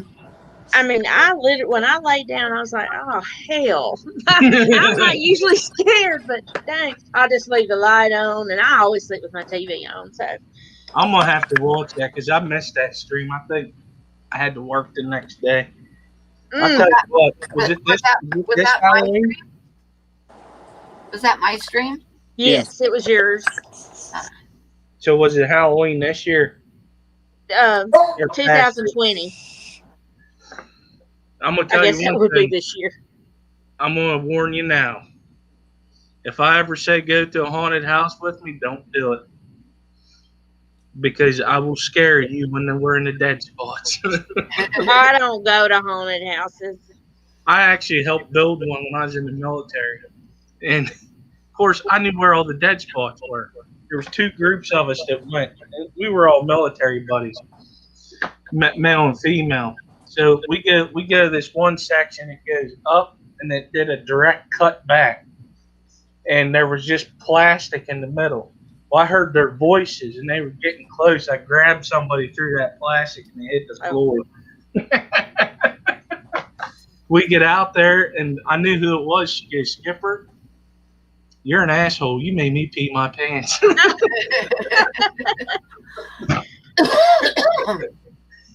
I said, well, I did help build this, so I know where all the dead spots are.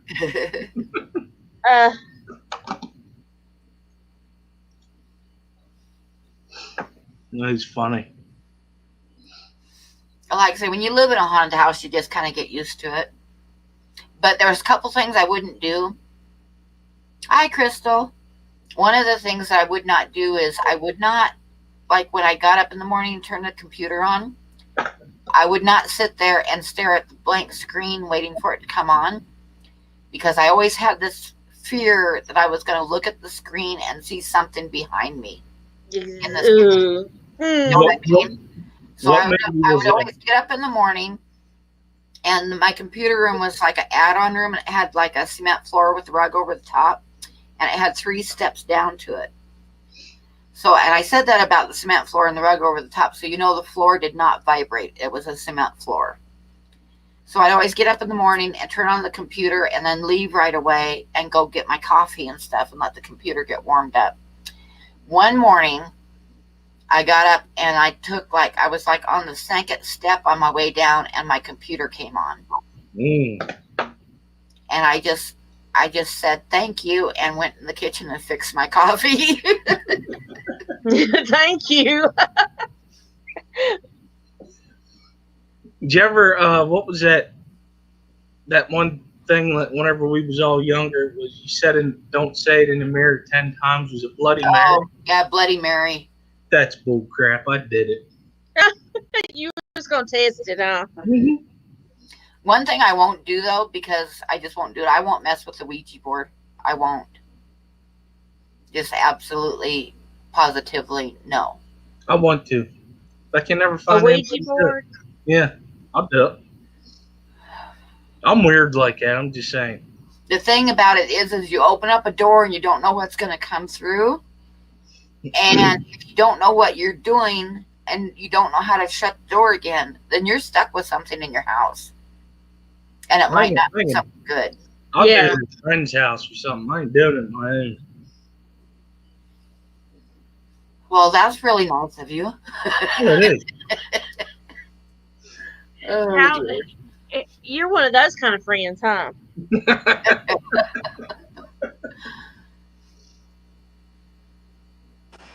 Skipper, I thought you said you had a grandparent story. Yeah, I did. It was a Chucky doll. Oh, I'd already forgot it. Never mind. I had this one friend in high school. She had brothers, like 8 brothers and sisters, but her youngest sibling was like 32, and then it was her, and she was my age, and we were like juniors in high school. But she always had all the good stuff because she was the baby and she got spoiled. She got all that good stuff. So we always had our slumber parties at her house, and she got a Ouija board for her birthday one year, and we did the Ouija board. Let's just say I don't do Ouija boards anymore. No, they can. They're not a joke, and they're not a toy. I don't want to test it. Let me just say that.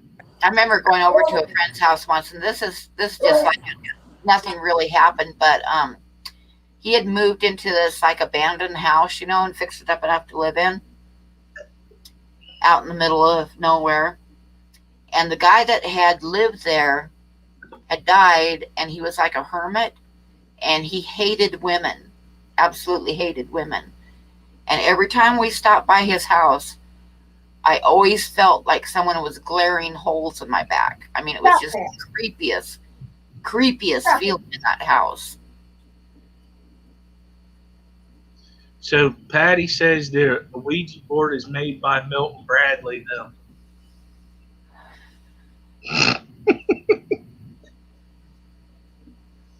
I don't care who they're made by. They're not a good thing. I don't know if that's a joke or she's serious.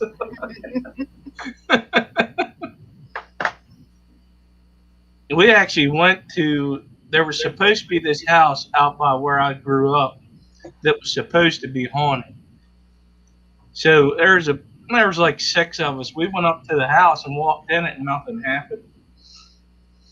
I was like, well, this was a dead end. Well, the thing is that like when my oldest daughter came to visit me at Christmas time, she stayed for 2 weeks and nothing happened at all. And she still thinks that we were all just full of shit because the other 3 kids were like telling her that stuff happened at my house all the time. But when she was there, she never saw or heard anything. But that doesn't mean that the house wasn't haunted. It was just that it chose not to do anything while she was there. Mm-hmm. I believe that they only show themselves to certain people. I don't know. Yeah. I've heard people say, well, they only show themselves if you believe. But at the time when I moved in, I was totally a skeptic. I didn't believe. And Well, it took like a month before the cat that I just like turned the radio up, and when something would move in the kitchen, I just thought I was going crazy. Well, why did I put this here? Because stuff would just disappear and appear in strange places, and I thought I was losing it. And then once the cat jumped into bed with me, then it was like I say, you can't deny that. You can't make excuses for it, and you just there was no denying it then, and then everything else started clicking in. You know what I mean? It's like all the stuff that I'd been ignoring started clicking into place. well, being skeptic is not being a believer or not a believer. So you're in the middle. Yeah. Hi, Craig. Yeah, we've been telling ghost stories. I used to tell people, I said,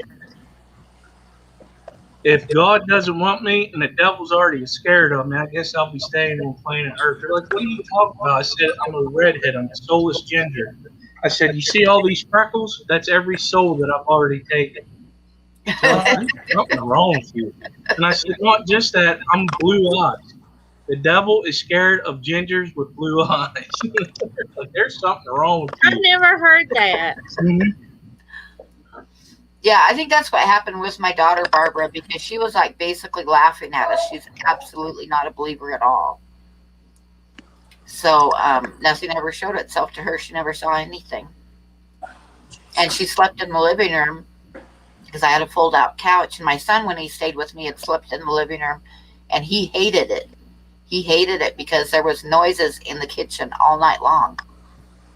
Now, when I moved out of there, and I was like driving back and forth, filling up my truck and driving back and forth,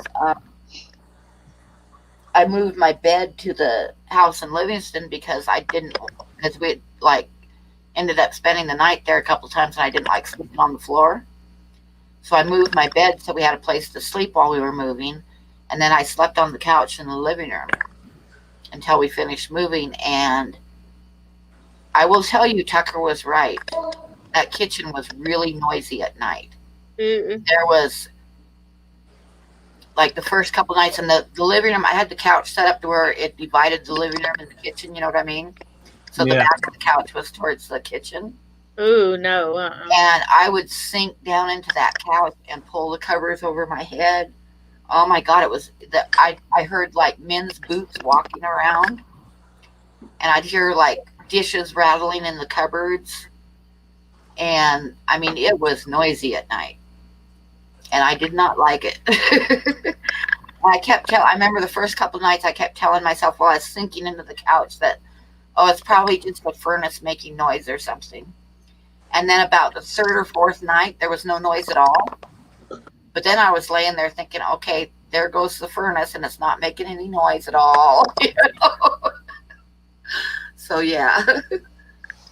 So Craig Broderick said he was a funeral director for 12 years and he never seen a ghost. Well, there's a reason for that, because you were preparing their body for rest. You were taking care of them. Don't think they weren't there watching, making sure you were doing your job right. And Mr. Fisher says that's because they don't die in the woods.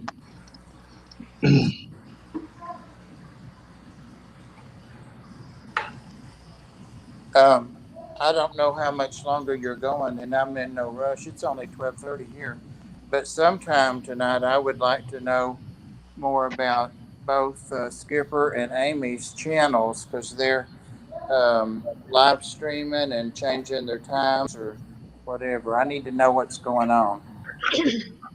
Well, I haven't really decided yet. I think for now I'm going to keep it Sunday at 6 because I haven't really studied what's going on Monday and Tuesdays, what times are pretty much available. So Wednesday's obviously dead. Yeah.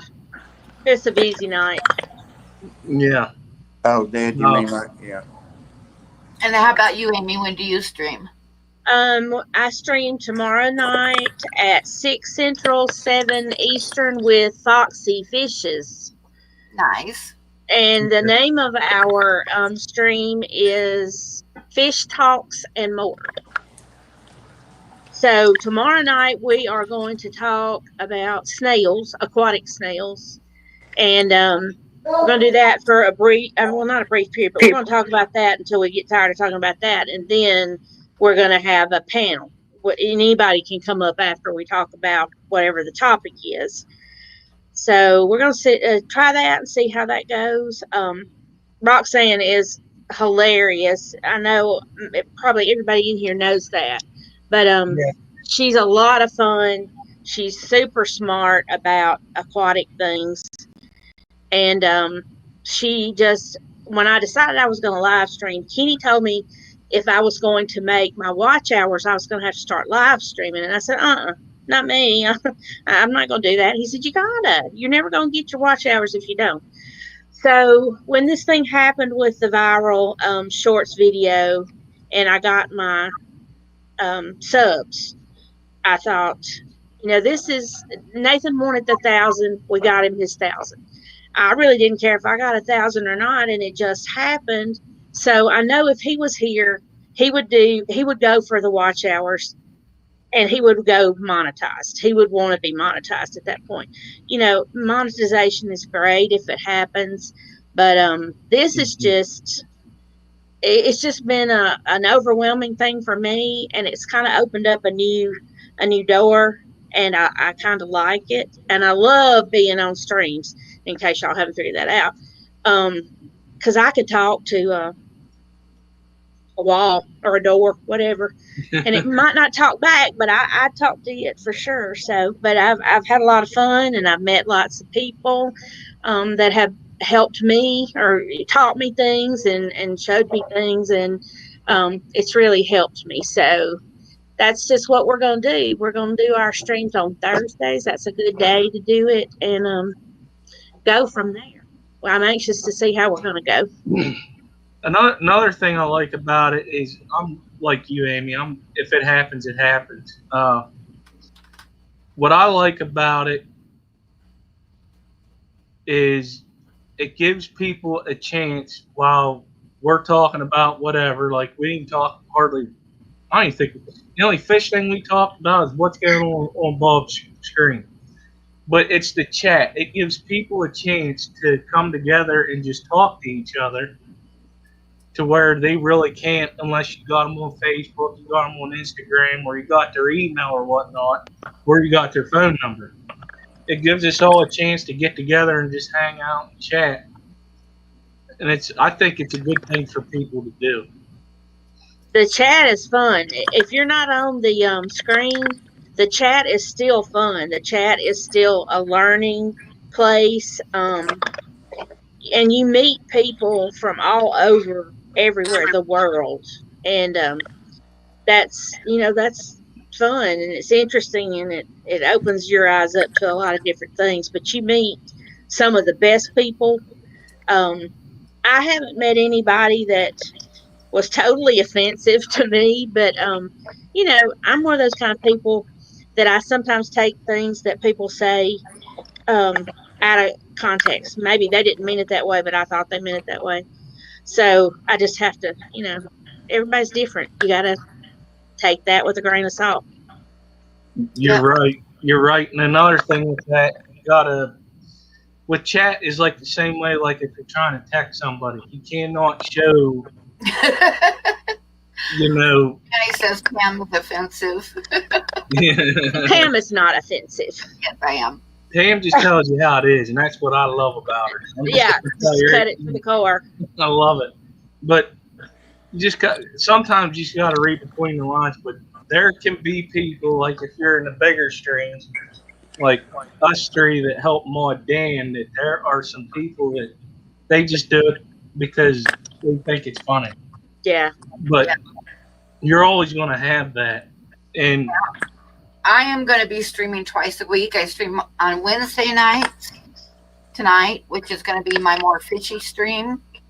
And Saturday night is my art stream. And right now I've got Jess Shrimp Granny and Priscilla and I are going to be doing drawings. I can have the camera pointed at the drawings. But Jess is going to be doing like miniatures for Dungeons and Dragon miniatures. Yeah, I seen that. That's And pretty then cool. Priscilla and I will be working on drawings. You And know, this weekend, Chappie is going to be our co-host to talk to people while we're drawing. That's So cool. I'm going to be doing that every Saturday night is art stream, and then Wednesday night is fishy streams. And it that's starts gonna be fun. which is 9 Mountain Time or 11 Eastern Time at night, and it's going to be Saturday nights. So that's the 11:30 I was mixing up with tonight. Yeah. Okay. Well, no, Bob. It's still going to be 11 Eastern. Well, what the hell was 11:30? I don't know where you came up with the 11:30, Bob. I got it. It starts at 11. Both of them start at the same time. They start at 11. Well, see, he just told me 11:30. It's Skipper's. I know, Barbara. I've missed seeing No, you. it ain't my fault. It's been a long time since you've been hanging out in the streams. Easy. Telling me it's my fault. Now you and I's going to be arguing on her stream. You can't be doing Okay, I'm gonna put y'all in timeout. that. Y'all make sure that I'm a mod on that channel. Mama Amy's going to put us in chat. You are the second person that has referred to me as a motherly figure. Fuggin is the other one, so Oh, I no. have to keep him in line sometimes. Somebody called me Granny. Who was that? I forget who called me Granny, and I was like, no. No, say I'm not a granny figure. Hey, Chattanooga Ed likes to No. paint those little figures too. Yeah, he does. Uh-huh. And he does Well, good. Yeah, Sean Peck, they all do that. You know, Just Granny's here. And speaking of Jess Shrimp Granny, there she is. Hi, Yeah. Jess. I was just telling everybody about our Saturday night stream. Well, if for some reason you need another co-host, not this Saturday, but the next 2 Saturdays after that, I'm available if you need help. Okay. And Yeah, 'cause I'm always available on I got- Saturday I got- nights especially. I got to work. Yeah, I got to work this Sunday. Might have been Yeah. Chappie. It might have been. I don't remember, but somebody called me Granny. yeah, And I that's not a good thing. think it was Chappie. You know, when I told Brienne today in my stream that I watched a little bit of her replay from last night with Maine's Tales, Fur and Fins, Jess. And some of the advice that Jess was giving her was really good advice. And one thing she told her is because she was live, they were live, she said, you need to read the chat, highlights from the chat, because a lot of people like to lurk or they want you to tell them what's being said in there. And a lot of streams don't do that. And it gets pretty boring, just sitting there reading it, and no interaction. You know what I mean? Yeah. I agree. That was a real good. She gave her some real good pointers. I might take some of them. I tried. I gotta go back and watch that. Yeah, I it was tried real to good. show up to help, but I kind of had some technical difficulties today after work with this computer. I don't know what was going on. I'm just Well, hoping I have felt pretty special because I've had several people to ask me to be on their streams as a guest. I was on Rob 93's last week, and that was a trip. Totally fun. He is he is something else. Yeah. Jess Maine's Tails, Furs, and Fins has asked me to be on her stream, and I think that's on the 8th of February. Who else? that Monday then. Yeah, Monday. Somebody else asked me, and maybe they'll remind me because I've been trying to write all this stuff down. But She and does then stream every day, I think. she does every morning, Yeah. and then Afternoon. I'm going to be on the one that her and Chubb, Oh, yeah. Yeah. like she starts and then Chubb finishes up. So, You saw me. That's the one I but I tried wanted to do the to. video I was of. talking to Bob and Pam today, and I wanted to. I like to like be on and kind of co-host or read the chat. I said, hey, I can read the chat. I may not be real smart about the fish stuff yet, but I can read the chat and I can pass that along. Is me trying to get my watch hours. People don't know who I am. They just think that I'm the, I'm in all the hangout streams, but I wanted everybody to know who I was, and so that when they watched my videos and there are a couple of them that when I first started doing this that I put on there that I've thought about taking down totally, but I just I'm better. I choose better topics now. So Yeah, my first stream, I was like, man, I only got like, I think it was like 13 people. Well, when you go back to it the next day, there was like my highest view count ever was like 93. I was like, or no, it was more than that. But I was like, oh, so people will catch this afterwards. I said, okay. That's another thing you got to look at too. yeah. My very first stream, my microphone didn't work. Ooh. And you didn't know it at the time, huh? No, everybody was saying they couldn't hear me, so I was doing a giveaway for my 300th subscriber. So I was like doing sign language and writing on cards and holding it up for people to read. That would be my luck. Who won So then Who won the giveaway, Pam? you did. Aha. See there. So then when then I had Aquamate and Dr. Black asked me to come on a stream with them. Yep. And when Aquamate streamed, so I was a guest. So Josh kept sending me the link, and I couldn't get on. So we were struggling with that, and I finally was able to join the stream. So then I got on the stream, and I pretended like my microphone didn't work. I was like talking violently and waving my hands around, and they were like, "Oh no!" And then I burst out laughing. Like it's happening again. Because I have a mean streak, and it hit me just right when I got on to do that. So Figured you mess with everybody. I didn't know I had won because that was a Saturday night, your first one. And Yeah. I had gone to the Ark. I do Saturday night there, and I didn't know till I got home I'd won. And I looked back at that stream not long ago, and somebody in there didn't know me, and they said, "Well, at least somebody nice won it." I'm like, So they didn't know you very well, huh? they didn't. I can't remember who it was. I'm trying to remember whose stream I was on first. I can't remember. Oh God! then I started doing giveaways at every stream, like small giveaways with cards and stuff. Yeah. You did I started when I started last year about this time. I've given away a lot of those little cards. I have And I one. mean a lot of them. I have mine framed. Over 200 of them I've given away. I actually, my first showing up on camera, I think was Kevin actually. Ooh. Mm-hmm. Well, I've had several people to ask about being on our stream. Maybe not necessarily as maybe a co-host like we're doing here, or to help with chat, or and even guest. We've thought about that too. So just do a panel. I'm happy that somebody would want to be a guest on my stream. I'd be a guest anytime. Barbara wants to know when would.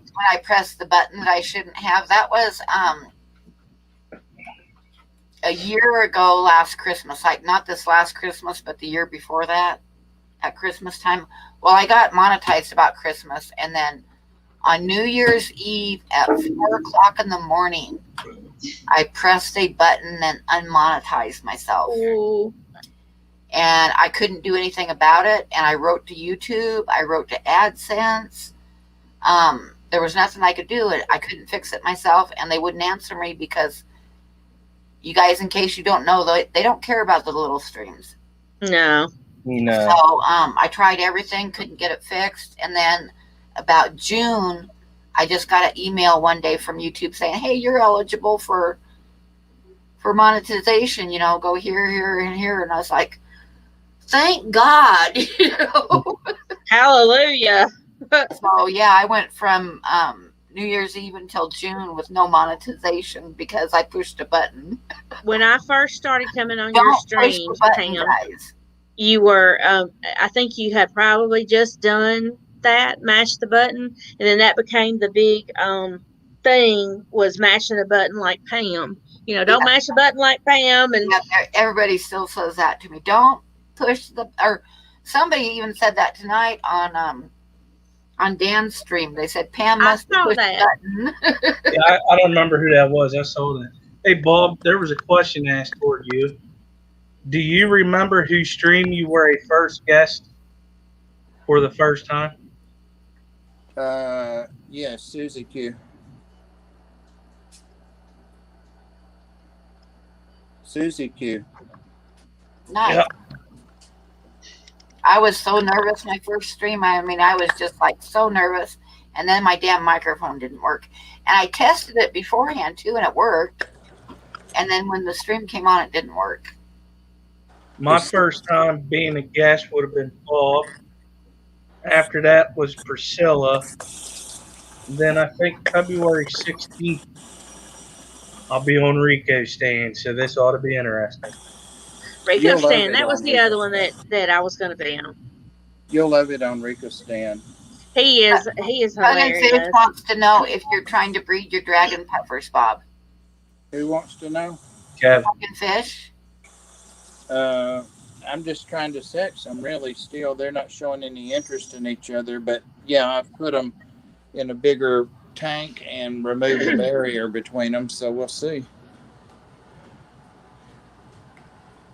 And my first introduction to the fish fam was Chattanooga Ed and Fish Ring Fever, and which I had talked to Chattanooga Ed long before Nathan passed, and then they came to his funeral, and that was great. That was, I mean, that was really nice.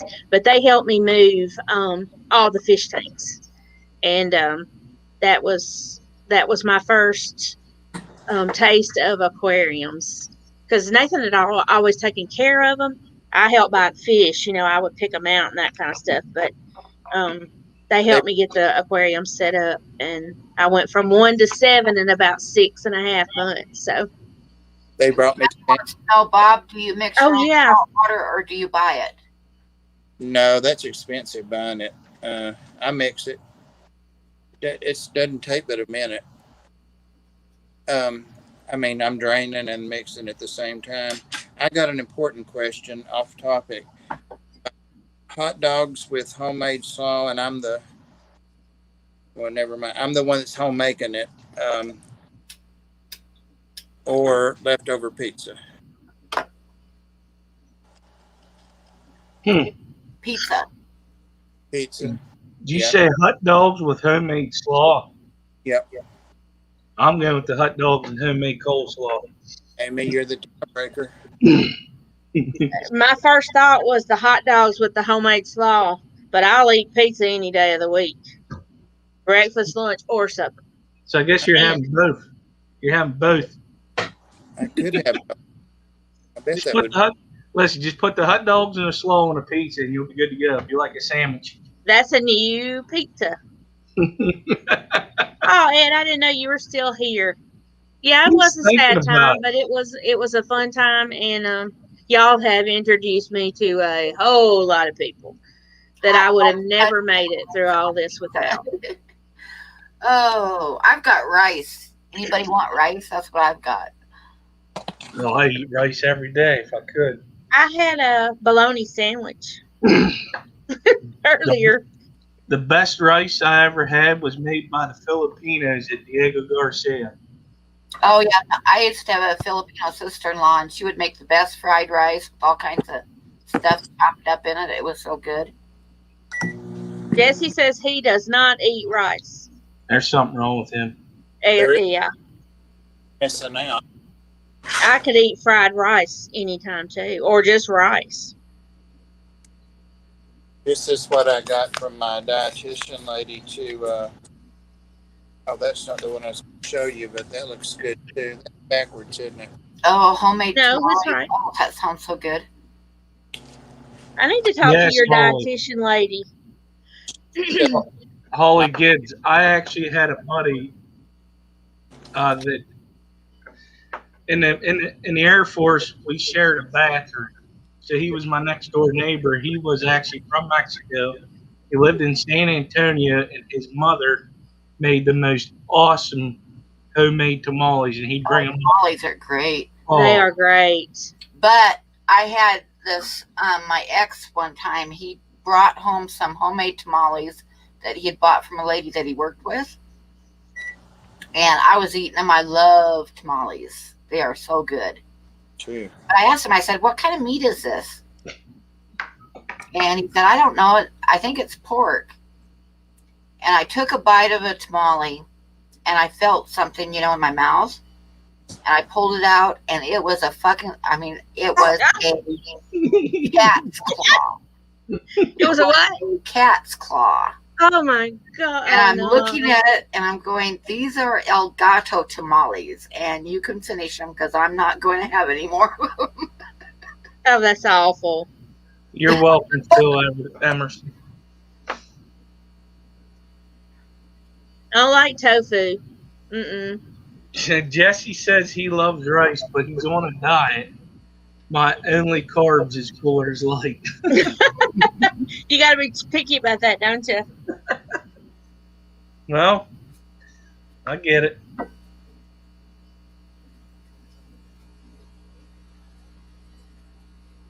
Phil says, "My God, Pam, words mean things." I stopped myself almost in time. Yeah, almost.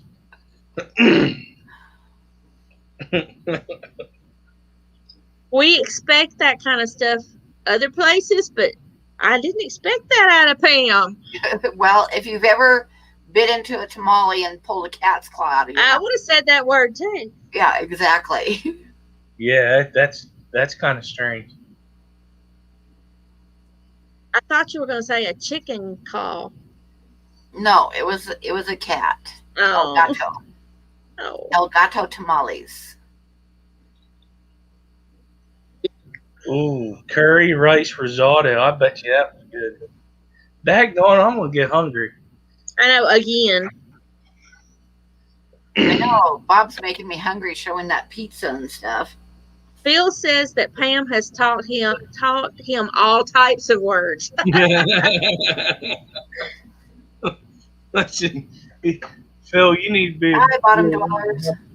Hey, bottom dwellers. a bunch of military people. You think this is bad? Ed just sent another cat super chat. Oh no. It's a El Gato. You got to wrap a tamale around it. Jess said, well, there goes my dinner. I thought my tamales were good tonight. Just can't look at them right now. Never think about it the same. Just when you thought the claw was a piece of hard rice. Yeah. Priscilla says, I learned my attitude from Pam. I don't have an attitude. Fuck Wow. you, Priscilla. She said, Honey, I don't think- Moonstone is here. I don't See you think in a you was while. I don't think you was in that stream that one. She said she's scared to death of you, so I said, "How would Priscilla you says do?" she's scared of Pam. Well, What'd you do to her, Pam? I don't know. nothing. You just, there was another part to the chat where, oh, what was it? She's gonna have to remind me something about you and about Pam and Priscilla going at it. Who would win? And No, I've only run one person over, Jess. Not more than one. So Priscilla said, "Nope, I'm good. I'm scared of her. I ain't fighting her," or something like that. It was funny. It was funny.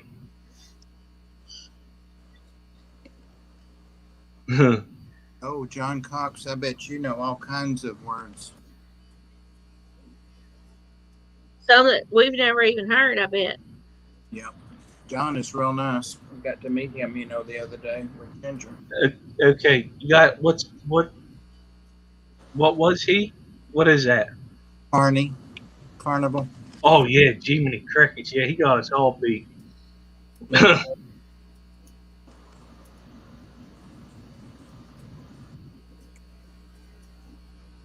don't think that is cousin. Hey, Jess.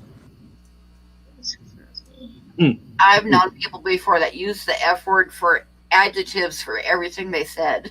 I've known people that way. Yeah, At one point, like 10 of them in one sentence, I was bad like that at one point when I first got out of the military.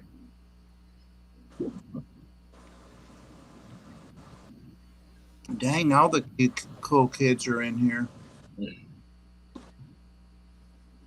Y'all draw a nice crowd. Thank you, Ed, for the super chat.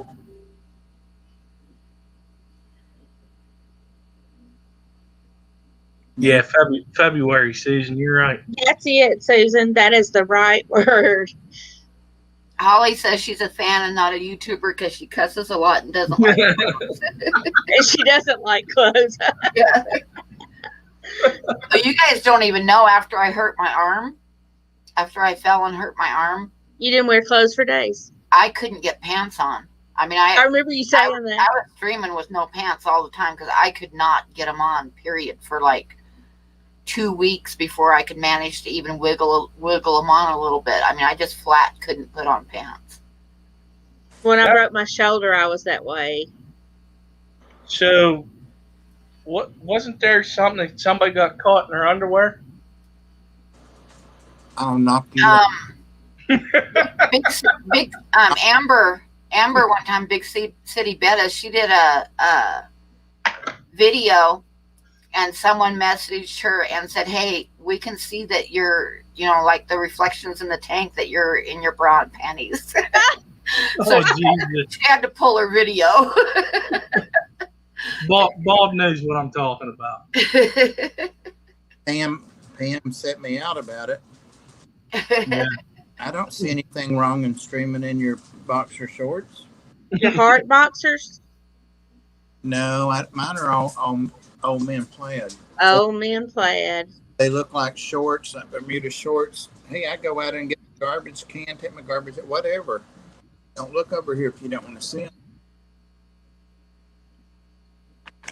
You can get away with that, Bob. Now, when I first moved in here, I was sitting having coffee one morning, and I looked outside, and like this lady that lives like kitty corner to me, and excuse me for saying so, but I know damn good and well she weighs well over 300 pounds. Oh. And she stepped out of her door to take her dog out with bra and panties. And that's it. Why are you trying to give me a I was like, I had my coffee up to my mouth, and I was just like, at first I didn't think she had any pants on because her rolls were covering up the panties. No. But then when she turned her a certain way, I saw that she did have panties on, but I was like, and Megan was in the shower, and I was like, Megan, come here. Yeah, it was like a train wreck. You couldn't stop watching it. Yep. Well, I was hungry, but I'm not now. But she actually had, and I know this is mean of me to say so, but she actually, just so you can picture it, she had like 5 separate rolls between her knee and her thigh. I mean, it was like, oh my God, please don't. So do nobody in the neighborhood was getting any kicks from it. Yeah, they all went outside and their mouths dropped. What the heck? I was like, oh Listen, my God. if you want to see a freak show, just go to Walmart after 10 p.m. Oh, yeah. You don't even have to go to Walmart after 10 p.m. in my neck of the woods to see a freak show. So They do how it about them all day Cubs? long. Rocky says, "How about them Cubs, huh?" Chattanooga Ed says, "I'm happy. I'm done eating my pizza rolls." Yeah, you want to look at them rolls the same way. Y'all look at what Bottom Dwellers is saying there. And what's wrong with me just being in my house? Oh, what? Wait. Give me a second. It's okay. I wear boxer briefs and I check what the mail is hot enough. Well, Nathan had It's Bottom funny, Dwellers beat because he would go out in the backyard naked to pick up something out of his truck. And I'm like, put some clothes on. His parents lived up behind us and his sister lived up behind us. But I guess they were used to it. I just wasn't used to people going out in the yard naked. Oh my God. I had this lady come in the store one night. And obviously she did drugs because she went back to the little medicine section of the convenience store and she bought all of the like cold medicine and stuff. I mean, she spent like $65 on cold medicine. She cleared the shelves off, right? She had a bad cold. But she was like in her 50s. No. And she was probably like in her 50s. It's hard to tell because she looked ancient. You know how people that do a lot of drugs look old. That's how she looked. So I couldn't guess her age really. But she was wearing a really short mini skirt and little boots that went about halfway up her calf. And she had not shaved her legs for years and years. Ooh. Yeah, it was one of those things where I tried not to look at her at all. But you wanted to look. You really wanted to look. You talking about Terrell? Holy cow! Hey, I like what Bottom Dweller said. Man, you should go to my Walmart. Some women out there should not legally be allowed to wear stretchy pants. Some of that. Oh, I've always said that decent exposure. Any man over like 60 years old should not be allowed to wear shorts.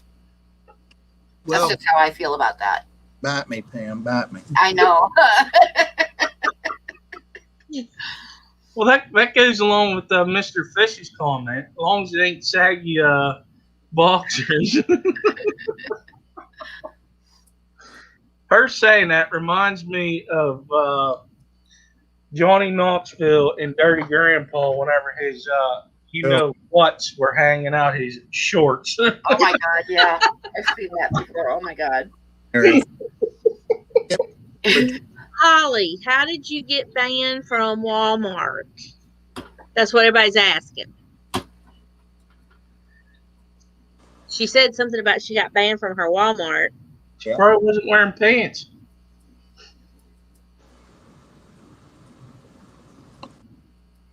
Look at what Barbara Jackson said up above there. I saw that.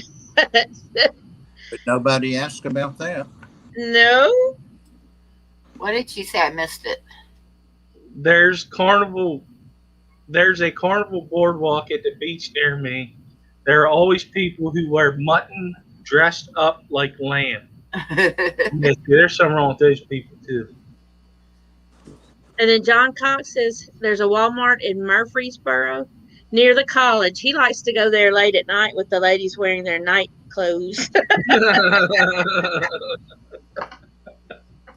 And they will. There was these two college guys that always came in the store about 1 o'clock almost every night. And they would just come in like fresh out of the shower with just a robe on and slippers. I was always just like, I know this is just a convenience store, but, get dressed, before you come in. I think Chattanooga is making a confession on there. I think he is too. But Holly said, I may or may not have tried to slap a jerk in the camera department for screwing an old lady out of her phone. and $437. Well, Uh, I'd be banned from Walmart too then. And Sandy said, "Oh wait, it's winter. Are we supposed okay, to bye, pay Jess. for it?" Thanks for stopping by. Like Jess. That's funny, Sandy. Patty says the hair is insulation. Jesus.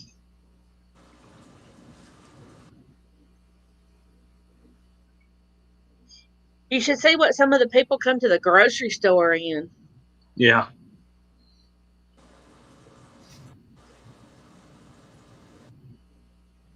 I never wear my pajamas to the grocery store or my pajama pants, but there's women that obviously think that is a fashion statement. Yeah. Angus, you tried to get a job greeter there, I bet you. Sorry. Just popped out. Whoops. It was one of those things that you were thinking and it came out. Or I could stop it.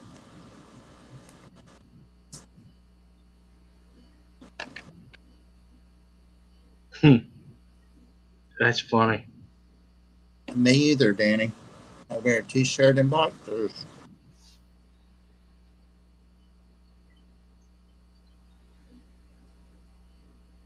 Everybody's laughing at you, Bob, More like in the it. chat.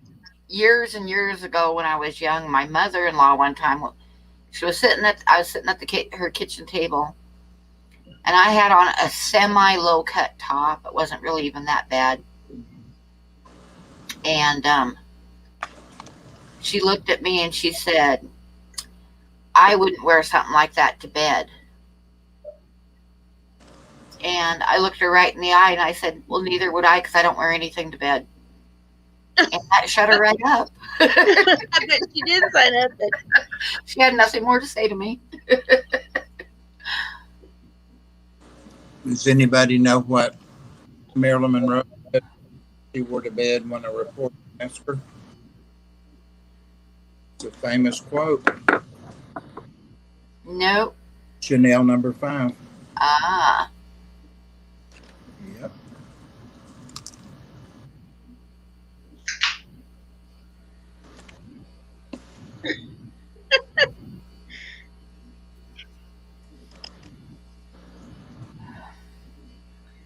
I think the most aggravating, well, besides the pajama pants, the ladies wearing their fuzzy pajama pants to the grocery store, are the kids that wear their pants down about their knees and their boxers are swaying in the wind. Yeah. I hate that too. There was Whenever one today, and I turned around because I was leaving, and I looked, and I wanted to go over there and say, "Would you please pull your pants up?" I don't say please. I just look at them. I say, "Pull your damn pants up." I know, from Ghost to Walmart to nakedness. Where's the Fish Talk Wednesday? We did it. We did a KG Tropicals giveaway. We did. I worked at a rehab facility for about 2 years, and like we were the ones that we had to walk around and make sure they were where they're supposed to be in their classes, and if they were doing anything against the rules, we had to write them up and all that kind of stuff. So they couldn't wear their pants sagging down low, and that was I was the pants police. That's what they call me, the pants police. Because I got to do that at I'd work. get them. I got to do that at work. They don't grow out of that. I'm just saying. Oh, it just stays with them forever. Right, Barbara? That sounds like the rehab Nazis to me. Well, Sounds there were good. other things I had to write them up for too, but I did enjoy the pants police. Watch how you say that. That would be funny.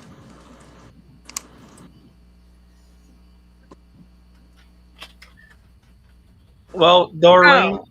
Well, I guess Darlene, you go to sleep now since we're talking about Walmart, but that's kind of like part of a horror movie, also, I guess. Yeah, for sure.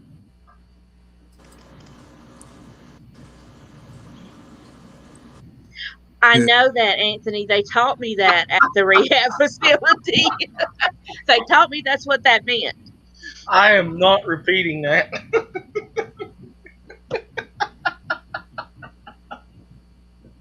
I gotta write that down. Yeah, Moonstone. I really relate to that. I related to that job very well, and that's part of the reason that I left it. Darlene says no sleeping for her. Do you have insomnia, Darlene, or did we scare you? She's freaked out. Look at her. I should have busted the flashlight out and put it under my chin. Bob did that. Well, he didn't put a flashlight, but it was dark behind him and light in front of him, or vice versa. Mm-hmm. He was in the hallway there. Yeah, my in-laws, my father-in-law was a plumber, and his name was Don. So I asked my mother-in-law one time if she woke up to the crack of dawn. She didn't think it was funny, but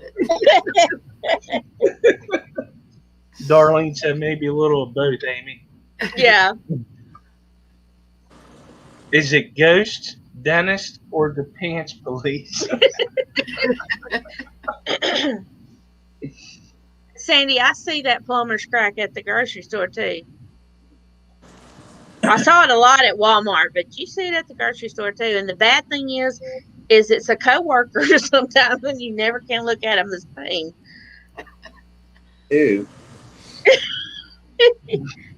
That happened yesterday. He was a young kid sitting in the floor. that's okay. Bob, he showed himself off to the gal at, what was it, Lowe's?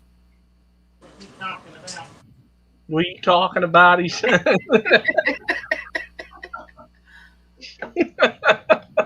Even go to Lowe's. See, so no, that wasn't true.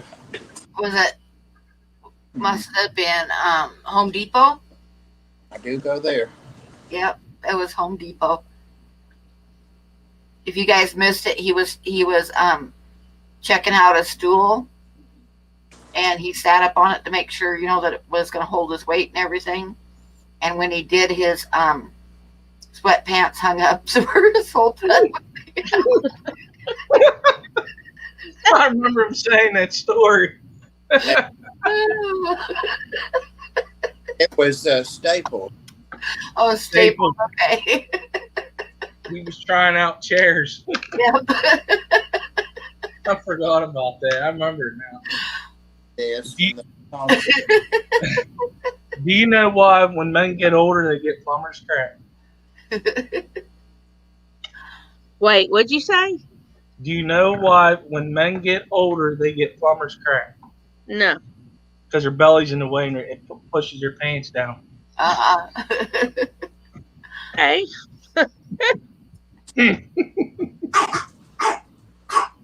My love. See, even the dog laughed at that. He did laugh, didn't he? It's okay. I've had lots of funny stories that I've done too. So, what can you say? I remember one time I was like 19 and I went in the grocery store and I was kind of naive, right? So I'm wearing this t-shirt that had I still remember the t-shirt, it had a 1920 Duesenberg on the front of it. And I have never been small chested, right? So I'm in the grocery store and the guy that was ringing up my groceries, he looked at me and he said, "Nice wheels." And I said, "Thank you." And he turned all red. And I got out to the car and I was like, then it dawned on me what he was saying. And I was like, I'm so stupid. You're gonna have to tell us the answer. I don't know the 3 rules, John. That's what I was supposed to say. Well, I got one for Okay, you. Mooney, it's good to see you. Thanks for stopping by. Night, Yeah. Mooney. Night. Bye, Kim.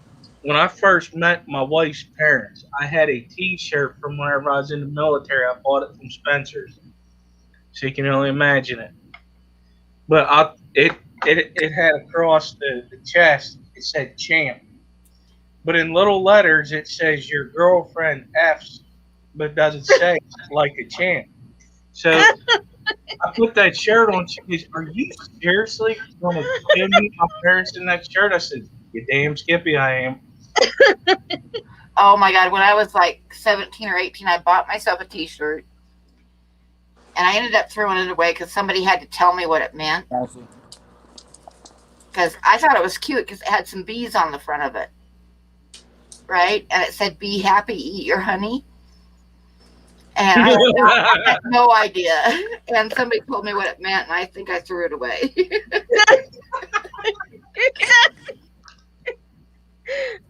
And then the next time I saw them, I had this black shirt from Spencer's. It said, "I'm not a gynecologist, but I'll take a look anyway." You gotta stay out of that store. Yes, I did, Patty. I say that a lot, actually. Yeah, it was funny. I couldn't help myself. She goes, "What is wrong with you?" I said, "They're going to know me for who I am. That's all there is to it." And guess what? They love me to death. It's funny.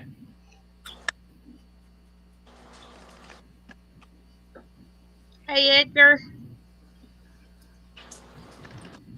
I would put the cam back on, but I've gotten comfortable and I don't want to be criticized or made fun. We would never make fun of you, Bob. Never. Never. No. John answered that question. I just saw it. Art is on the left. Poop rolls downhill. The boss is always showing his butt. True.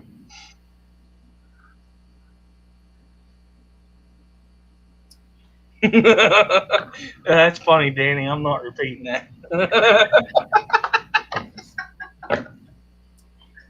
Oh, I said it wrong. But it's funnier now. I always like that store. Oh, I still go into it once in a while. We don't have one close to, well, Memphis is the closest one. And I wouldn't go to Memphis to go to Spencer's for it.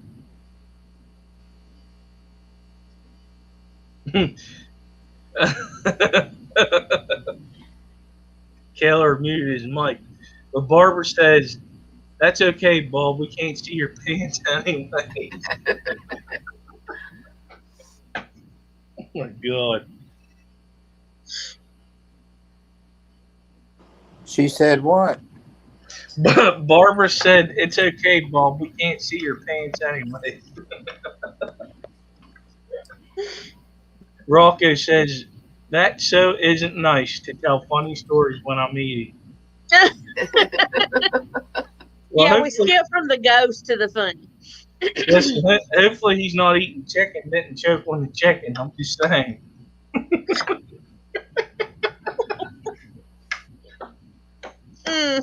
He's going to hate me for that. Oops. My hair. They were talking about my hair earlier, and I was going to tell y'all that we don't have washers and dryers in our apartments. We have a little laundromat that's over by the office. Well, I happen to be that apartment next to the office and the laundromat, so I don't have far to walk. So I put clothes on to wash earlier when I got home, and I was going over there to put them in the dryer. And there's it kind of goes uphill, and then there's concrete at the office. Well, my foot off the concrete, and I landed in the middle of the concrete porch going into the laundry room. And I just laid there for a little bit, and I thought, oh God, please don't let it be broke. Don't let anything be broke. Just let me get back up, because I had to lay there for a little bit. But nothing's broke, but that's why my hair looked like it did. That was my explanation.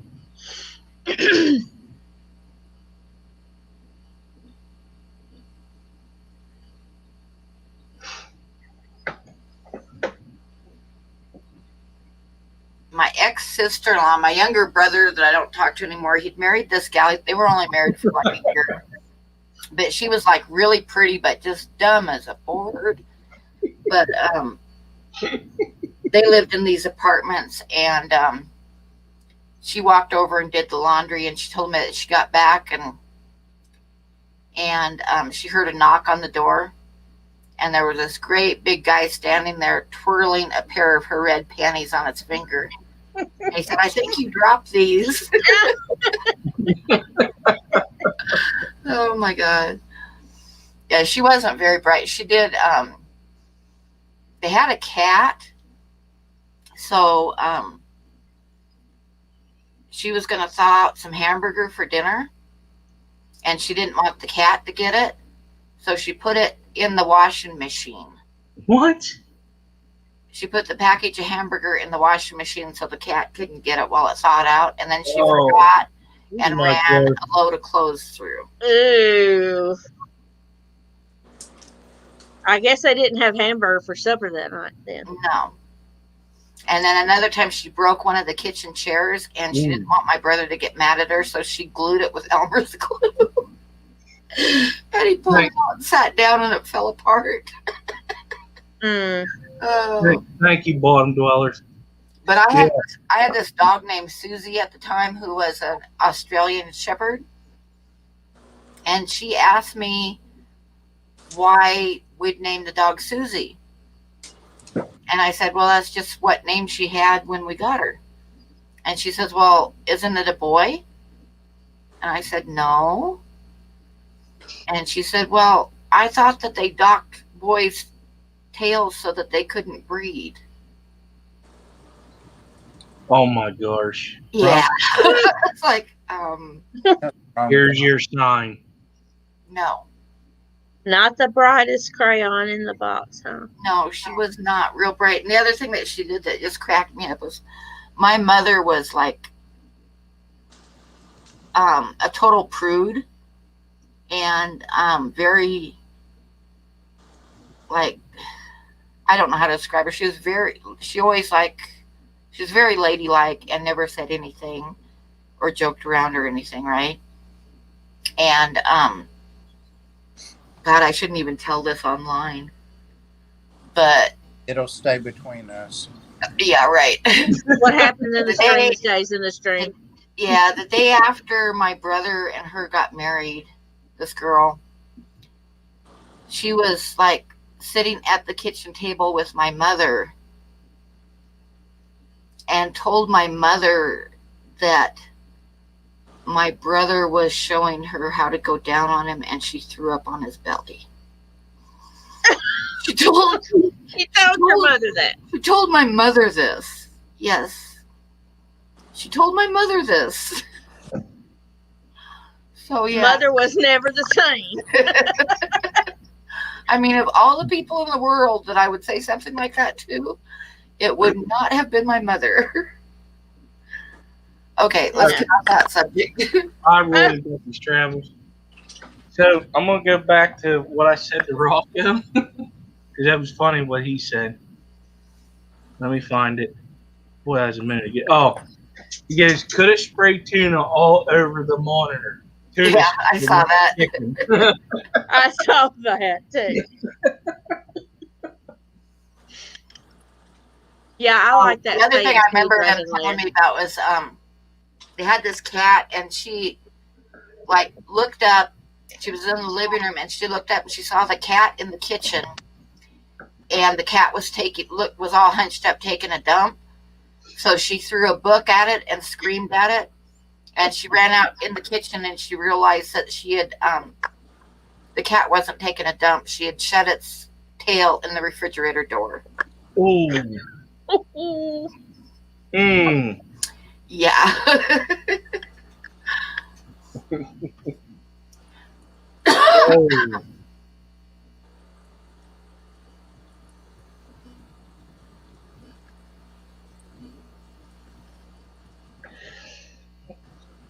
So, okay, somebody else talk about something else. I was just reading a couple Before I of tell things some like awful that. story that's going to embarrass everybody in chat again. That throwing About up. as sharp as a bowling ball. No, that- we didn't have any kids. Thanks, Rocco. Jesse, I'm going to tell your mommy on you.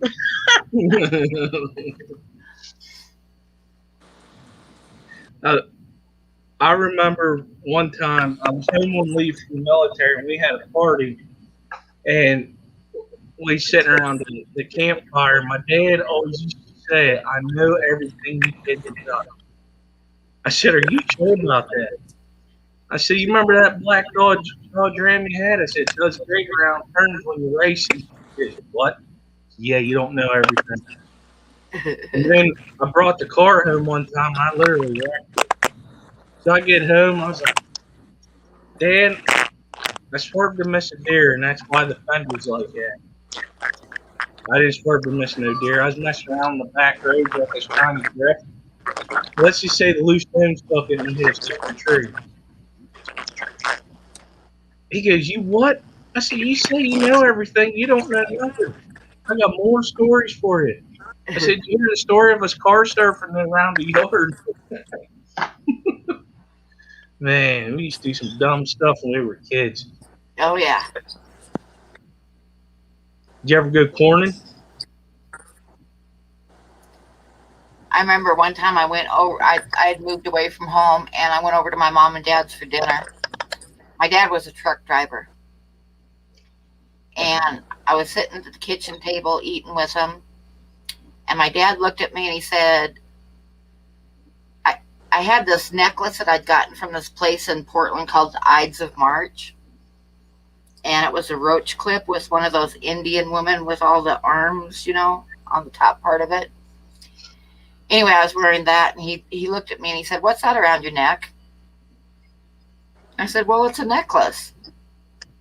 And he stared at me for a minute, and he says, well, it goddamn well better not be a roach clip unless you want to end up in the hospital.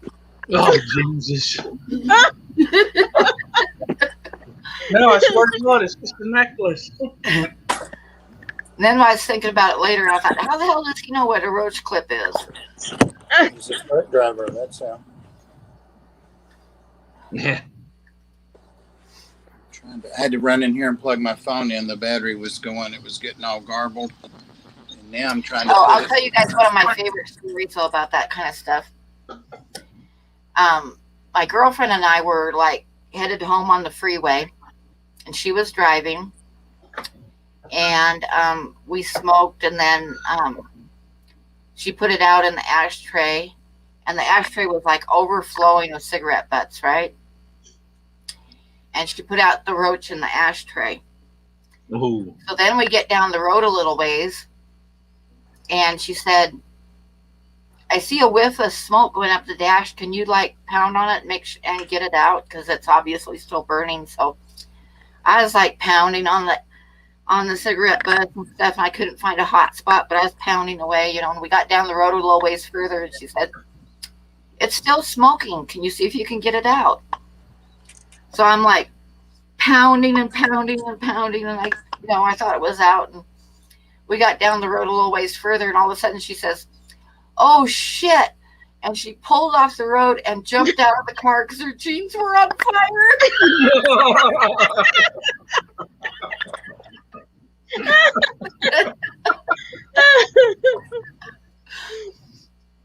That was pretty funny. I was laughing pretty hard. Oh.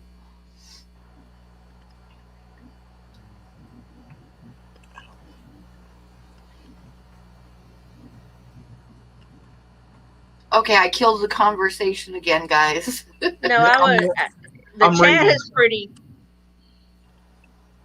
Bottom Dwellers Rock is what, right? Sorry. That was actually a good conversation between them two. After all these ghost stories and creepy stories, that notice on our screen that says you're in on the show, everyone can see and hear you, takes on a different meaning. It does.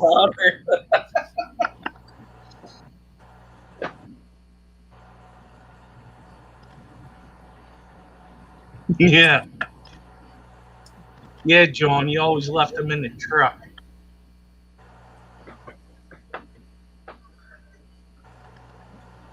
Is that John Cox? Boy, he was really, he really helped me the other day, I'll tell you. Really did.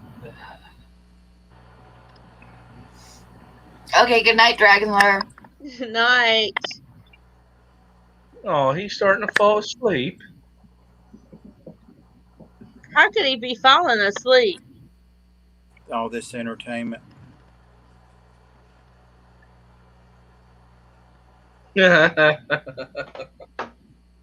John Cox says we had not trucks.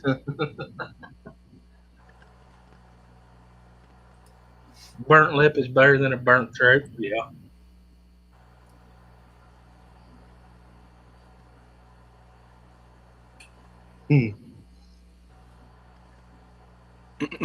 Do you want your ropes back, John?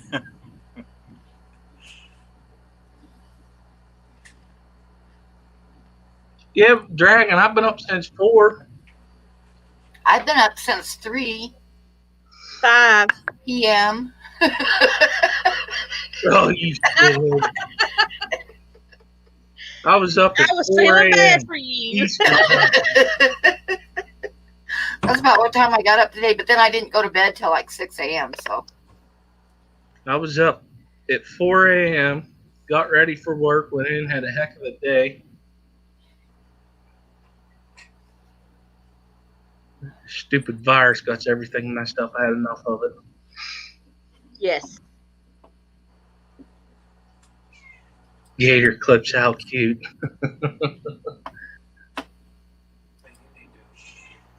Yeah. Bobby pins can be used for a lot of things.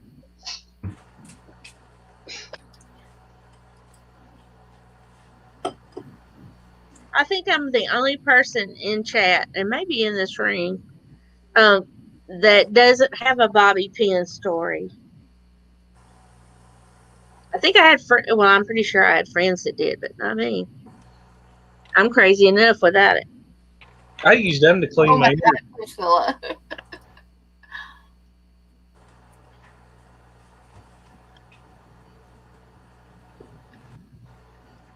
Oh no, Priscilla! Ooh, snap. Had you Ooh. Bet you had that's you already still. put hairspray on it? That would have been bad. Oh,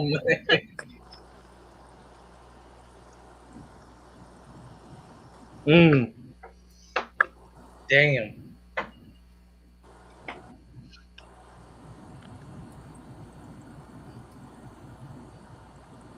I've never done that. One time I was like cleaning the house for this lady though, and I was like vacuuming underneath her bed, and my hair got tangled into the whirly things on the vacuum, Oh. and like wrapped itself up tight where my head was like smashed against the vacuum. I was like, ah, help me, help me. BDA. I bet you do.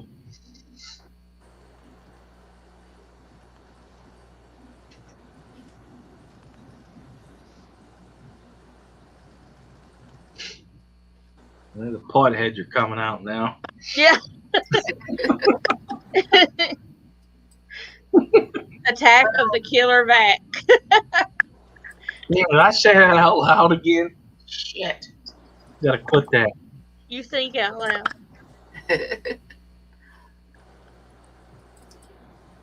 Yeah, I think out loud at work all the time.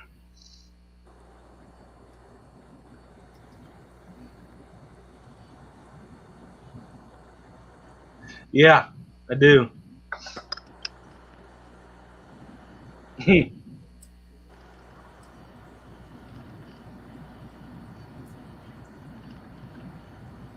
Ooh. Old John was drilling a hole and got his hair caught once in it. Oh, ouch.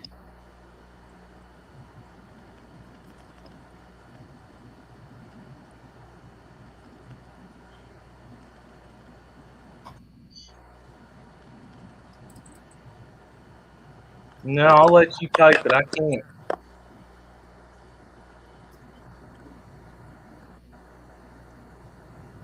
I have reasons why I can't. Who are you talking to? Mr. Fish. Oh.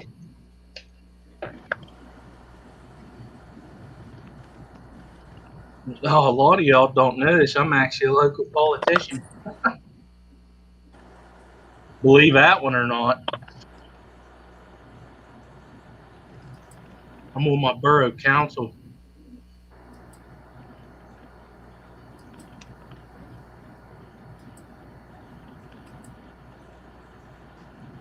Who rescued you, Pam? Barbara wants to know. Who did what? Oh, Who rescued you?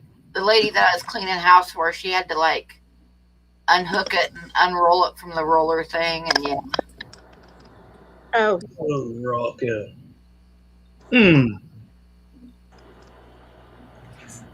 Man, they used to show. I'm pulling up a picture, so you guys hang on for a second. Yeah, they used to show us some crazy videos in the military, and that's why I still to this day do not wear a wedding ring Oh yeah, because I work on cars and stuff. yeah. I can't. Because I never know what I'm getting into whenever I come home. So I'll be like, "Hey, Skip, I need help with something." All right, I'll be over. Oh man. but you know they make those rubber wedding rings now for that very reason, I think. Silicone. No, I'm going to tell you, once you see that video, it don't matter what you're wearing. The only time I wear is if we go out somewhere and I ain't going to end up working on something. I've heard of those stories, Danny.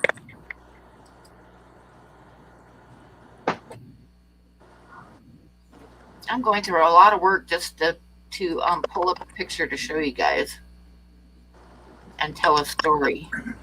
Patty, that sounds like a setup. I'm not saying that. Ooh, that hurt. Damn, that's not that pole dancing picture, is it? No. I've heard that story.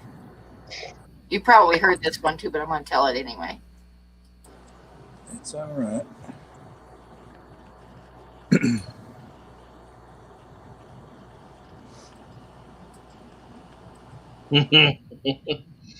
I knew what it was for. I have a lot of friends that dealt with that stuff. I never did whenever I was a teenager. You see people talking about dogs and pooping and stuff. And this is not about pooping, but one time here in Tennessee, my cousin, he passed away 10 years ago. But I was probably 12 or 14, something like that, too young to drive. And he took me, I think he was going to get some kind of drugs, but I wasn't sure about that. But over to these hippies' house, and this would have been like the late 60s anyway, so they were real hippies. But I mean, they just had a house full of these prescription bottles everywhere. I mean, piles of them. I don't know if it's stowed. I don't know. It was weird. But they were going to have a hot dog cookout, and we used, real sticks laying around and stuff, and they were just burning trash to do it with. So, and this dog they had kept trying to get the hot dogs, and it actually jumped through the fire to get my hot dog off the stick. It was starving, and they looked pitiful. And she said, "You can't fill that son of a bitch up." I thought that was so mean. The dog was starving. I remember my brother one time, they got a dog from the pound. It was a poodle cross dog, and its name was Charlie. And they brought it home. And on the way home, they stopped and got hamburgers. So they got home, and they were all eating their hamburger. They all got hamburger and fries. And the dog went from one person to the next to get a bite, right? He went to my sister-in-law, and then he went to both of the kids. And then he went to my brother. And my brother looked at the dog and said, "I am not sharing my hamburger with no dog." So every bite he took, the dog whined, right? And he got down to the last bite, and the dog growled at him. It was owed a bite. He knew that was his. My one cousin, they used to have a black lab and a chihuahua. We used to ride together to work. He comes out, he goes, "You know what? I am mad." I said, well, what are you mad about today, buddy? He goes, I woke up with my slippers on and stepped in dog shit. The damn chihuahua pooped in his slippers. Oh no. He's making Oh a my statement. I was like, damn, that dog's awesome. Oh, the guy I was living with on Cape Cod one night, I always stayed up late painting. And so I went to go to bed, and he was wrapped up in the covers and wouldn't share the covers. Like I tried to ease the cover off of him a little bit, and he absolutely would not share the covers. So I got mad and got up and got an extra blanket and slept on the couch. Well, we had this big dog named Fred, and he was like half Rhodesian Ridgeback and half German Shepherd. And he was supposed to be Good night, Rich's Rock. dog, but after I moved in, he stayed glued to my side all the time. So he never went to bed till I went to bed. So when I went out on the couch, the blanket, he laid down on the floor by the couch to sleep. And I guess he got a little bit pissed off because I didn't go to bed. Because the next morning I heard Rich he always had to go to work earlier than me, and I heard him get up. And I heard him go in the bathroom, and I heard him start throwing up. So I asked him if he was okay, and he says, yeah, Fred pooped in the hallway. I stepped in it. I looked down at Fred, and I petted him. I said, good boy. You're such a good boy. Let me get you a treat. And I laughed all the way to work that day. I did. I laughed all the way to work. I was laughing. Oh.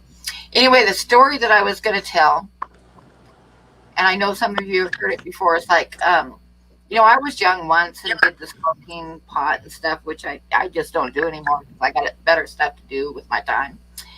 But anyway, but I was young once, so I was working in Cheyenne a few years ago. And my youngest was she just graduated from high school. So, and I was gone a lot because I worked in Cheyenne. It was wintertime, and a lot of nights I'd get off work and the road would be closed. So I'd have to get a hotel room. So she was by herself a lot.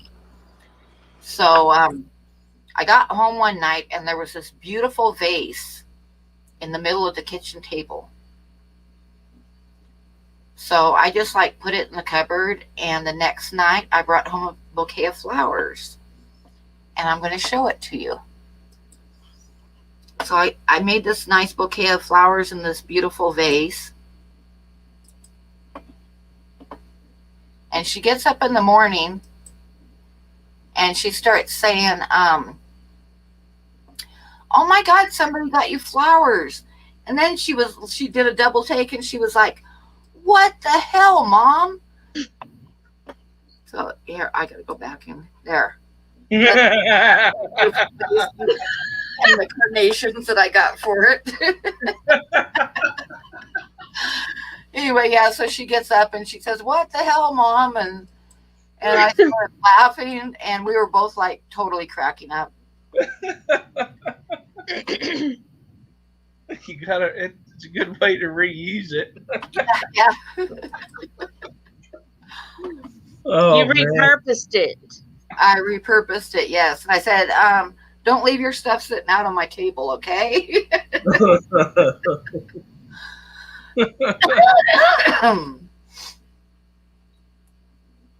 Yeah, so I went to all that work just to show you guys that picture. Check on the newbies. What? Bye, Holly.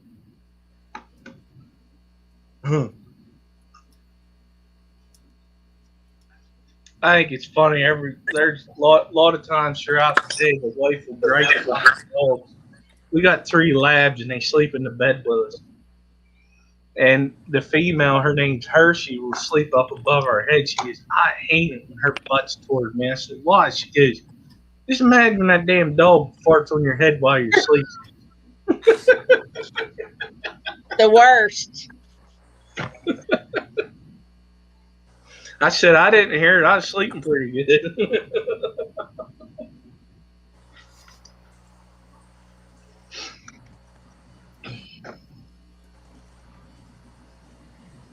We've been streaming for almost 3 hours, guys.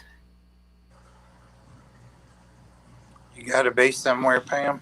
No, Okay. Taking I was just medicine. Yeah. This is a good hangout, though.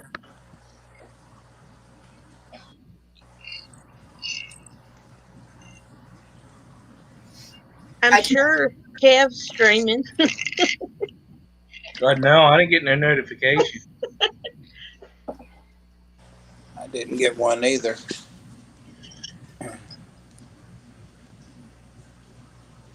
I can go over there and see.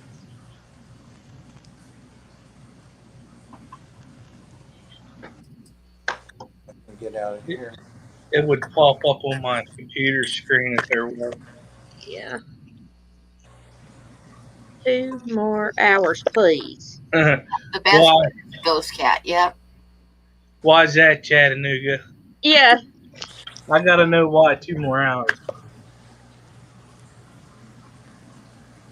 I keep killing the conversation with my stories though, so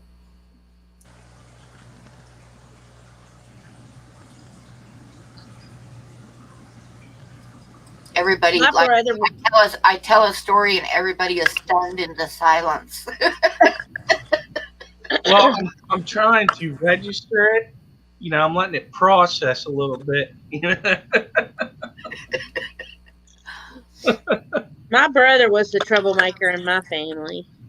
Oh man, that reminds me of a story. So I think, yeah, he was underage too. He was 17. I think he didn't turn 18 till after he graduated. Well, they had a senior party, and I remember one night Dad getting up, raising hell, and running out the house, and Mom went with him. So I get up, and I'm like, "What the heck's going on?" I was out. I was out of high school. I was in the National Guard, and I had a job. So I get up. I'm like, "What is going on?" So they finally came back, and my brother, as soon as he walked in the house, he went straight to his bedroom. I said, "Dad, what happened?" He goes, "The cops showed up. They were having a party, and somebody snitched because they didn't get invited."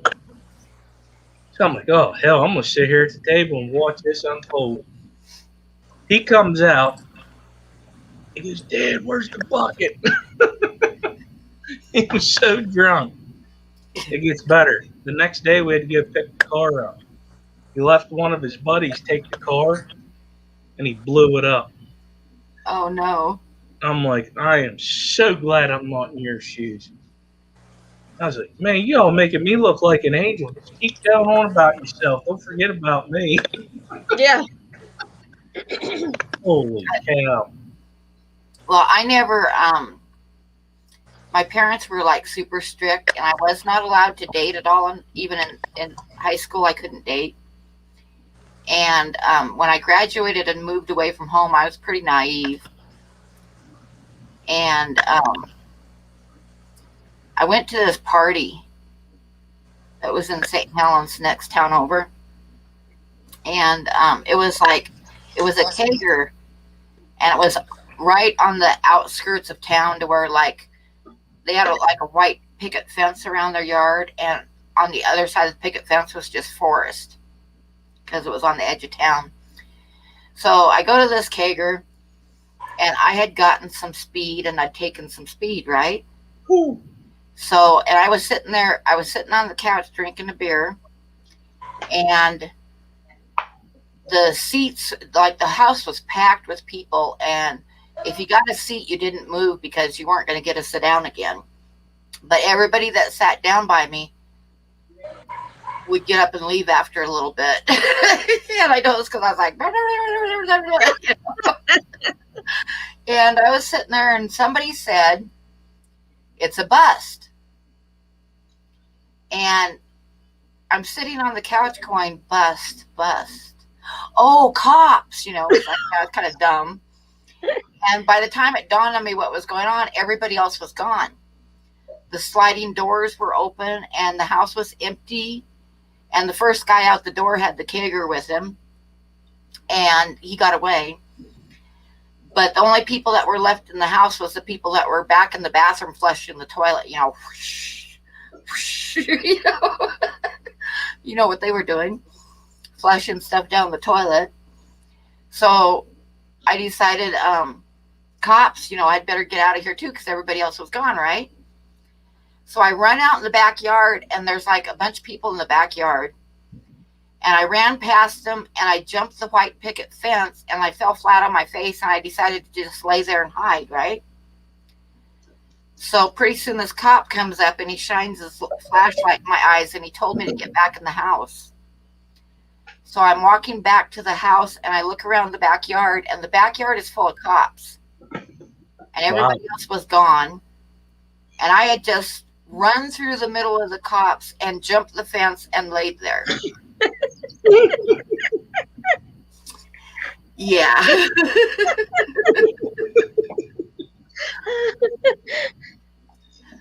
So yeah. That's funny. I went to a senior party. It was my girlfriend from another school. We went there, and it was in the woods. And whenever you drove in there, it was a big opening, but the railroad bed was there. They had a bonfire and everything was going on. Yeah, so I've been to a few of those, yeah. Yes, and this was in the woods, too. So we pulled in there. We're all having a good time. All of a sudden, all these flashing lights started going on. I'm like, what the hell? And I kid you not, these cops come up over this railroad bed embankment and come down and start chasing us. So I get on top of, she gets in a car. The car was filled up, and I'm like, shit, how am I getting out of here? I jumped over the roof, and I car surfed the whole way out of there. I said, just get me to my car, and I'm going. Yep, I've been to a few of those. I remember one time I was out in the woods, and they had a big bonfire and a kegger and everything. And when I went to go, my car was stuck. And it was like stuck in the dirt on the side of the road. And I had a 65 Barracuda. And a bunch of the guys that were at the kegger just picked that sucker up and put it on the road for me. I still remember that. Wow. There was another time I was with my troublesome brother. We went into a place called the Projects. That's all I need to say. So we come out of there, and this cop saw us come out. They had the munchies. So we go to McDonald's, and the cop traps us. Oh, no. And I'm home on leave from the military, so if I get arrested, I'm in big trouble. So I said, listen, he goes, what do you want to do? I said, you better outrun this son of a gun because I'm not getting in trouble. So we didn't, and the cop was so dumb. It was a town cop. Whenever we passed the truck, we get in front of him, well, there was another vehicle coming, and he almost had a head-on collision. And you know what? The cops never notified my parents, or he never got something in the mail because his car was out of registration. Oh, no. No inspection. The state of PA got an inspection. I was like, well, hell, that's because you could just say it was stolen. Like, come on, man. He goes, well, you think this is the only time we outran the cops? This is the one that I know of. He goes, no, we did it a couple nights before. You just didn't know. I'm like, I got to quit hanging out with you. I said, you're going to end up getting me in jail. I remember my uncle told me a story about my dad. When he was like 12 years old, he bought himself a motorcycle. And he was out riding it, and the cop tried to pull him over. And he grew up in Indianola, Nebraska. Mm-hmm. And the cop tried to pull him over, and he just started hitting all the back alleys and yards and everything, And he thought he was pretty smart. And he got home, and the cop was waiting for him in the driveway. And took his motorcycle and told him he could have it back when he was 16. We were driving somewhere. It was me, my brother, and my cousin, and two other people in the car. So we stopped at the OIP, which is a pizza joint, and my cousin wanted to get a slice of pizza. So he gets back in the vehicle, and my brother keeps driving. Well, we're going down the street, and it's going past the cop station, town cop station, and there was these townies there, and they flagged my brother down to stop. So he stops. My cousin winds his window down. He goes, "Oh, hey, Mr. Skipper." I'm like, "Oh, Jesus, this is going to be good." Mind you, I had a case of beer sitting on my lap, and I had to stuff it down in between me and the back seat. And so he goes to my cousin. He goes, "Oh, Mr. Skipper, are you going to bring yourself in tomorrow for your warrant?" I'm like, "You dumbass." I said, "He ain't going to do it." The reason why I stopped is my brother forgot to turn his headlights back on. Oh no. So we get going. I looked at my cousin. I said, "You turn yourself in?" He goes, "Nope." I said, "I figured you wasn't." He had like 2 warrants out for his arrest.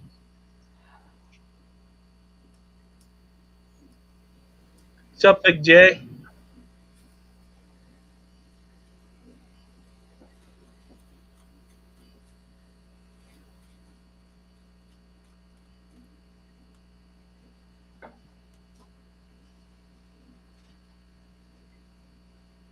What did Priscilla tell everybody?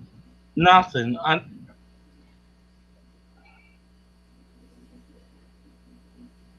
missed that too. I didn't Yeah, see nothing. me either.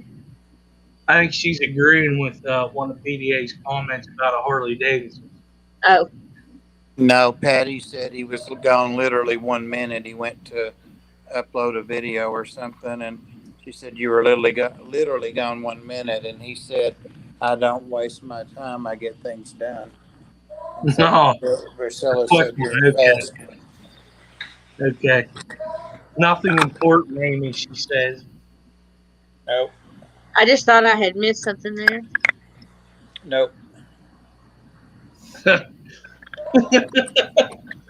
Patty, you're a bad influence. But she said that Priscilla told everyone that Baltimore was a Minute Was a Man. minute man. Yep. I saw that part. I would have done that if I was in chat and saw that too. I would have too. I'm bad in chat if I'm not up here. I'll stir the pot. I'm bad. That's why I like to be like a moderator on people's channels so I don't get kicked off.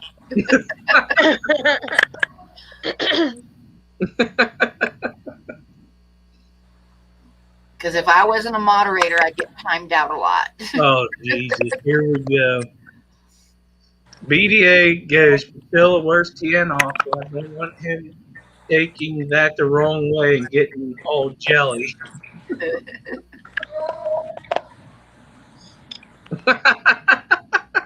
That's pretty funny.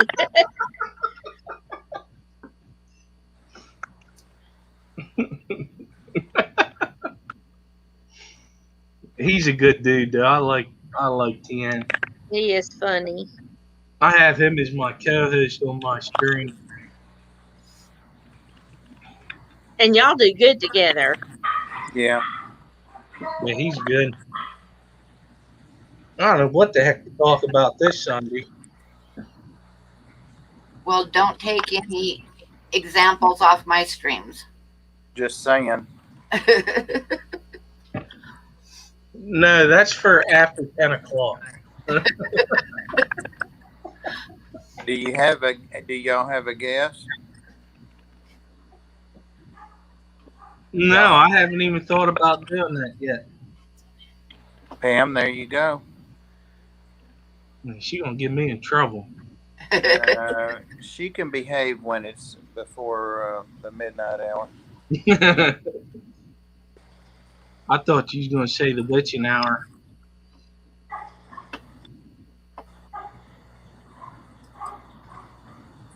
I need to remove my flower. My flowers. Your flower picture. My flower pot.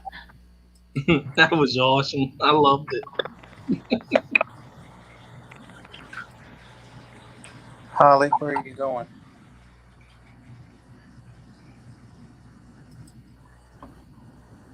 All right, good night, John.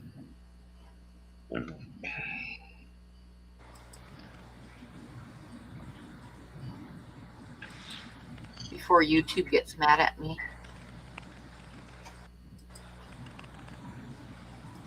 I wonder if I'm still monetized.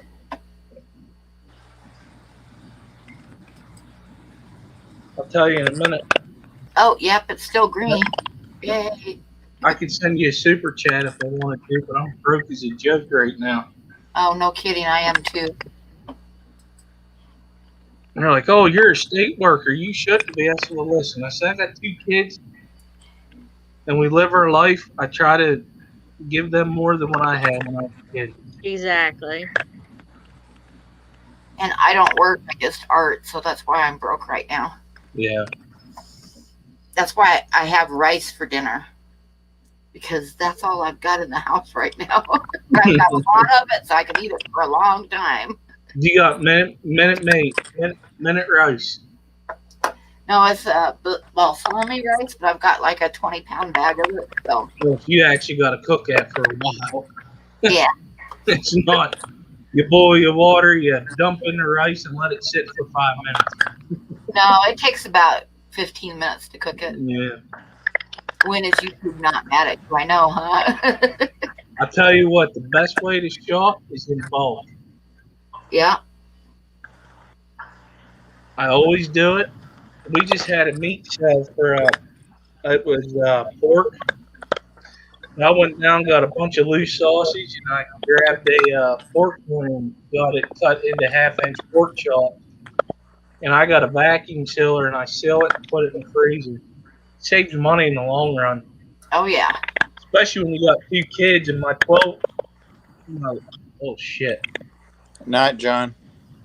My 11-year-old is going to start eating us out of the house. Oh, I remember when my son was a teenager. Oh my God. Oh, he's I remember I had he wanted to have some friends over. And you're talking teenage boys. he might have a half a beef ready to cook. I think there was 6 kids, and I got 4 family-sized pizzas, and they ate them all. I mean, there was not a scrap of it left. Thanks. Oh, thanks, Jess. Jess says for more rice. Oh, rice is not bad. It's enough. I mean, it fills you up, and it's not it's not terribly unhealthy, I don't think. Whenever I was in Texas for my schooling for the Air Force, I was going through a divorce at the same time. I lived off base in the kitchenette. Rice-a-roni. I love it. Yeah. Okay. And whenever I had the money, I would eat meat, potatoes, and rice-a-roni. Sometimes rice-a-roni was the meal. I didn't care. When my kids were little and we were broke, I used to make biscuits and gravy a lot. Oh, that's good. And when they were getting tired of having biscuits all the time, so I took and my son still remembers this. I would cut them into shapes, use cookie cutters and make the biscuits into duck biscuits, and then the kids would get all excited. Oh, we have duck biscuits tonight. You got to keep entertaining them. So, Danny, there is actually a cookbook that is a 101 ways to make ramen noodles. I've seen that cookbook. Well, I have it. Oh my God, I got a cookbook one time, and it was semi-serious with the recipes, but it was so hilarious to read. It was called the Roadkill Cookbook.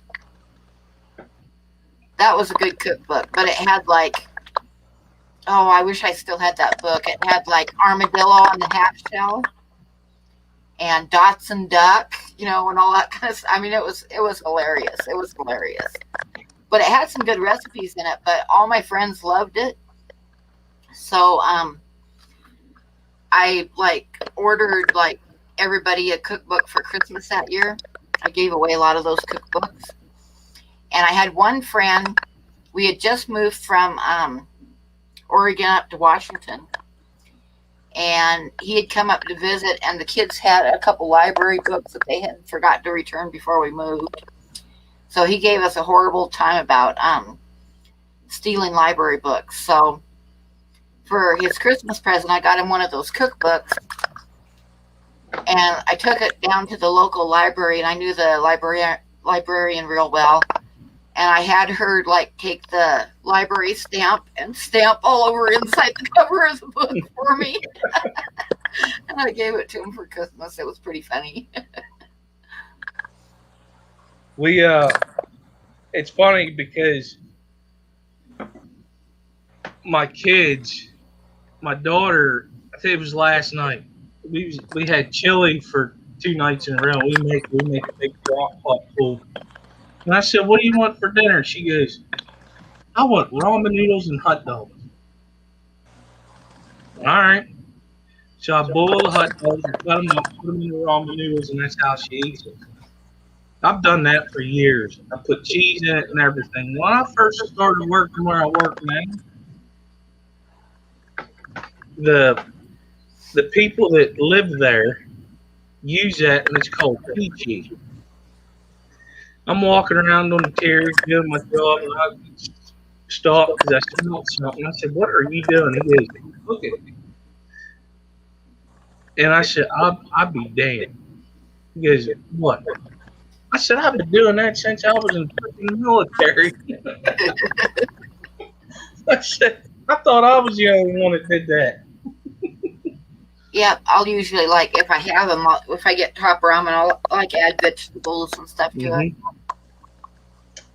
Oh, there you go, Patty. Thank you.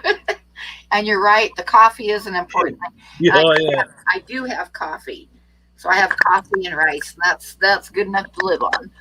You know, that's something I really don't drink a lot of is coffee. Oh my I, God, I drink coffee all day long. I was a cook in the Army Guard, and I made some good coffee, and it was coffee that would put hair on your chest, and everybody liked it. But I drank it once, and I said, "Oh yeah, it is pretty good." I just don't need it. I guess I like the flavor of it. Don't get me wrong. I just don't drink a lot of Oh, I have to have when I wake up in the morning. I have to have coffee. I mean, don't talk to me before I have coffee. It's it. like when I was a kid, they should have been giving me coffee because my mom would wake all of us kids up to go to school, and everybody else would be dressed and ready to go, and she'd go back to get me, and I'd be like sitting on the end of the bed in my pajamas, staring at the floor.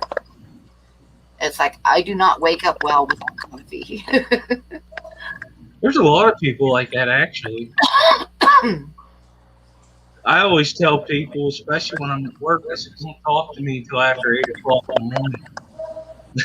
I need 2 hours to wake up." Yeah, I don't do mornings. I've always been a night person, and now that I don't have like a regular job, it's like I've been staying up till like anywhere between 5 o'clock in the morning, and then sometimes 7 or 8, and then I sleep until afternoon sometime. When I was in the military, toward the end of it, I wanted night shifts. They're like, "Why do you want night shifts?" I said, "This daylight crap sucks. And plus, I don't have to worry about the higher ups. I'll get my job done, and I'll get it done my way, and it'll be right." And I was working 11 at night to 7 in the morning. I loved it.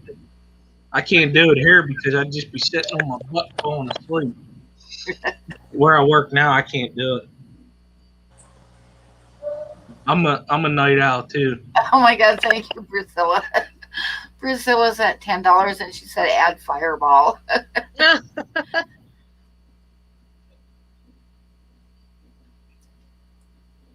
Thank you, Priscilla.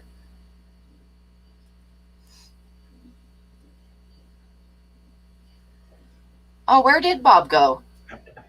He hit a button. Bob, don't touch the buttons. I'll do this for you, Pam. Oh. You must like Fireball too. You did that one time before. Remember that Christmas tree that was behind me? Uh huh. These were decorations on it. Oh, you have a ready supply. Yeah, we moved it to the living room, and I'm the only one that's been drinking. So what the hell? But I'll tell you what not to mix this with: moonshine. Oh my God, no. I mix Mm-mm. it with, I like putting it in my coffee. I don't like Fireball. It's good in coffee. Put in a little bit of creamer and just like a teaspoon of sugar and then a shot of Fireball and then fill it up with coffee. It's good stuff.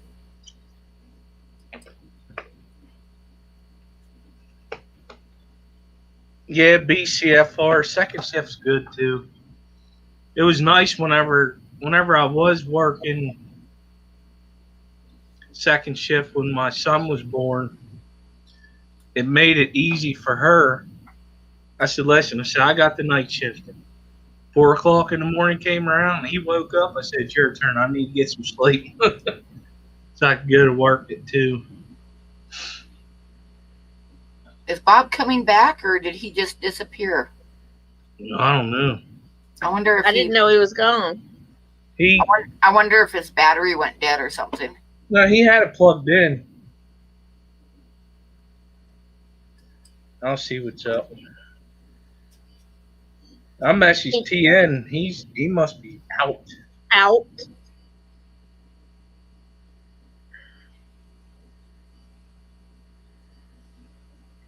Priscilla says it also sanitizes your mouth if you drink it straight.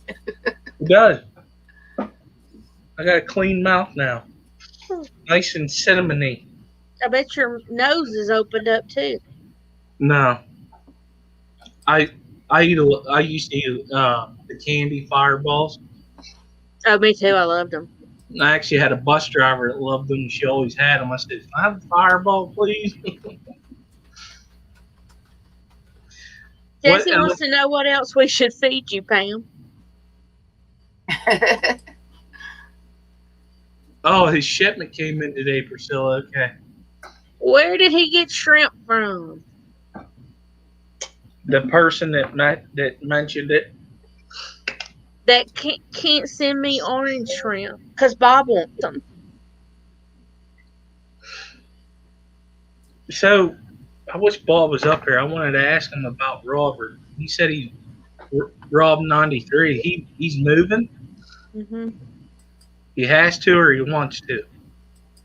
I thought he was moving from like an apartment to a house. Oh, okay. But now I may be dead wrong on that. Did you watch that stream today? I did. Okay. That's funny, Kenny messing with him. Yeah. How many oranges do you want, Amy? Or crumb. Wait. Oh. Like 10.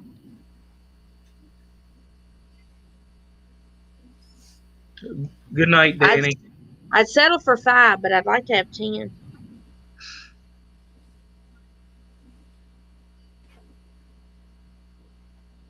And I only want oranges because I think they would show up really good on that Eco Complete. But I don't have as much of it left that I thought I had, so I may just go like a whole different substrate. No. Unless you get dark stone for it. If I had blue shrimp, I think a lighter substrate would be better. Bob says his battery died. Oops.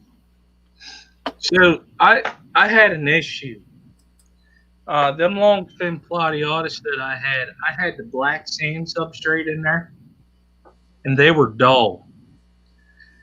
So every so often when I did a water change, I put the natural little rocks in there, and their colors popped. But I think blue would be good with what you're saying. Do folks still stream during the Super Bowl? Well, it's Sunday, so I don't stream on Sunday anyway. If I did, I'd just stream anyway because I don't pay attention to football anyway. Listen, I'm done with NFL. We got too many stupid rules. Oh, no, Ed. I don't watch football anyway, so we need to stream. College football, yes, but not NFL. I don't watch sports. I don't like watching sports. Well, the only college football I watch is Ole Miss, but that's it. Amy, you're gonna have to email Priscilla. She says she's getting some velvet blues. No, BDA, not oranges that you eat.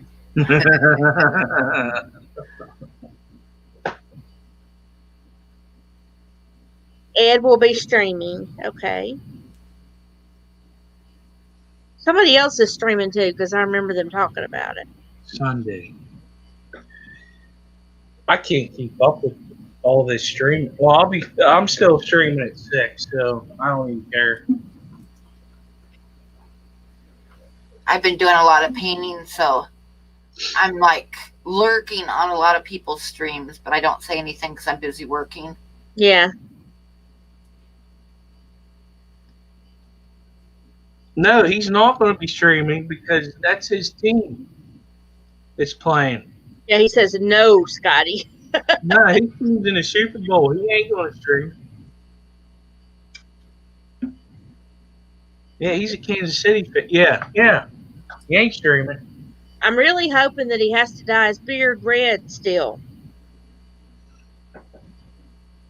I was right. Not when my boys are playing. Listen, I want Kansas City to win that for real.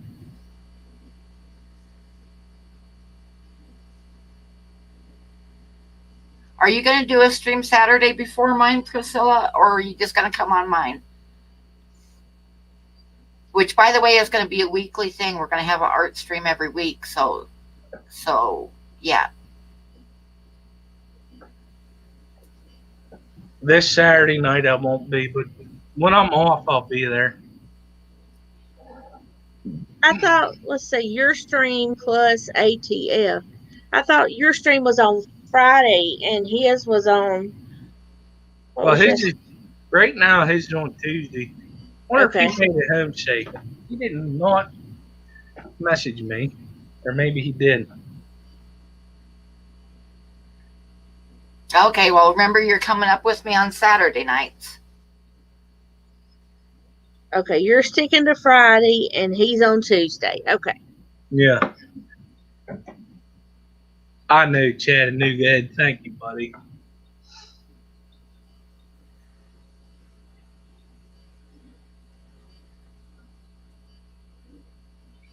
Friday, 8 p.m. Mountain Time. That's 2 hours. That's 10 o'clock my time. God, I hate doing that freaking math. +2. Okay, I'm not I used to have a hard getting time. South Dakota, it was in 2 different time frames. Central and Mountain. And the side I lived on was Mountain. Oh, no. Yeah. So I used to get messed up all the time. And especially when we was out partying on the weekends and I called my dad just to mess with him and he was in bed and he had to go to work the next day. He got me back.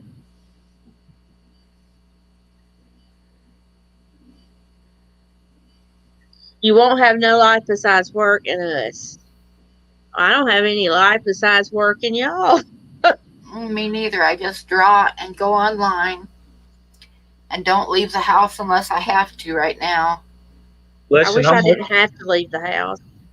I'm with you, Priscilla. But I added something else, and that's the fire company. And to tell you guys the truth, I am glad that I'm not working at the convenience store right now.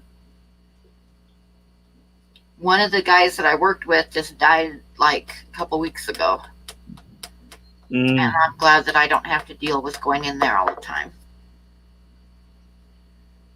I mean, there's no telling how many people come through that grocery store that have it. Exactly. And we have a problem. I'm in Wyoming. People don't wear masks here, even though there is a mask mandate. There is a mask mandate here too, but you know, maybe they'll wear a mask, maybe they won't. Nobody says anything to them if they don't. Yesterday, I went to the laundromat and there was like 5 people in there, and 3 of them didn't have a mask on. I'll check bottom. I'm going to tell you something, okay? And the reason why I believe this is because I've been working in the hot zone with it from where I work. And I've been around a lot of positive people, okay, and I never got it. So I treat it like kind of like the flu. In my head, I think you're either going to get it or you're not. That's just how I feel. Yeah, you're gonna get it or you're not. I've been around it so much since we got hit hard in March where I work. Like, I mean, we had staff out, we had a bunch of inmates down with it, and Well, you're young, so you might have gotten it and not even ever known it. actually, I think I had it in February of last year because we I were, think I had it in November of 2019. yeah, see, we went to Florida once 2019 and we went down there. I think it was the end of January. We went down with some friends and we came back and it was like a week or so later. I couldn't get out of bed for 2 days. Like, I mean, it wasn't like I had the flu, where you're down both ends. I just felt so weak. I couldn't get out of bed. I had to force myself out of bed just to go to the bathroom. Yeah. I did not care about eating. I had the cough, I had the strep throat, I the just felt fever that so would weak. you would have it, and then a day or two you wouldn't, and then it would break back out again. Mm-hmm. I figure with my age and everything, I'm high risk. So if I got it, I'd probably end up in the hospital, and I don't want to do that. So I can't get it. So I'm just really, really careful. Well, I try to be careful because of where I work. And like if I go certain places where there's a lot of people, I will have a mask, and that's just to protect them from. I could be a carrier. You don't know. Exactly. Yep. Like I don't know. It's just there's so much with it. And with the new variants, you can get it more than once. So Right. I know people that have had it 3 times. Did you notice they're not talking about the flu at all? Had mentioned it. So what's that tell you? I think that less people are getting the flu because everybody's being careful because they don't want to get the COVID. So they're masking up and all that and being careful. And that automatically, you don't have to, you aren't going to get the flu if you're being ultra careful not to be in close contact with people and masking up.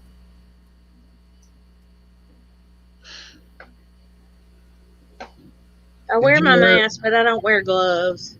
Did you know when the flu virus came out, they were wearing masks back then?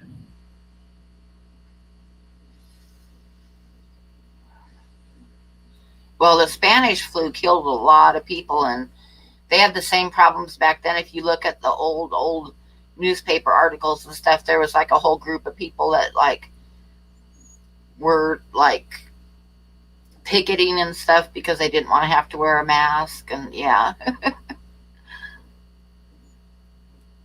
And a lot of people died from that. Yeah, when it first came out, they were wearing masks back then when the flu virus hit. Sorry for the all caps BDA. It just got stuck there on my phone. I'm not yelling at you. No, it's funny because I don't know. It's just I don't know. I have different thoughts about it because there's so much. I'm gonna tell you right now, I'm not taking a shot. Me either. Oh, I am. Mm-mm. As soon as I can get it, I'm taking it. I don't think it has been tested enough for me to take it. And I'm gonna tell you, whenever I was in the military, we were mandated to take the flu shot. Every time I took it, I got sicker than a dog. Oh, it's a dead virus, my butt.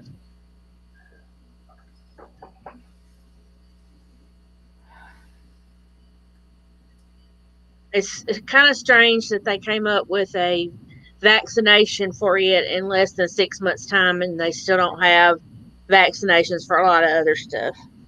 If you look on the old Clorox bottles, I think it was, the older ones, if you read the fine print, that has been around for years. I mean, a Yeah. long time. So on the So, Lysol can too. yeah, Lysol, I'm sorry. That's the one I was thinking. I said Clorox like we was washing dishes. But no, yeah, the Lysol can. It's on there. Stuff mutates. I, They I, mentioned I just have for you to different. get that new stimulus, whatever, that you were going to have to take that vaccination. Well, they just have to keep that money because it ain't happening. Oh, they aren't going to do that anyway. No, that's what she was. Patty was saying.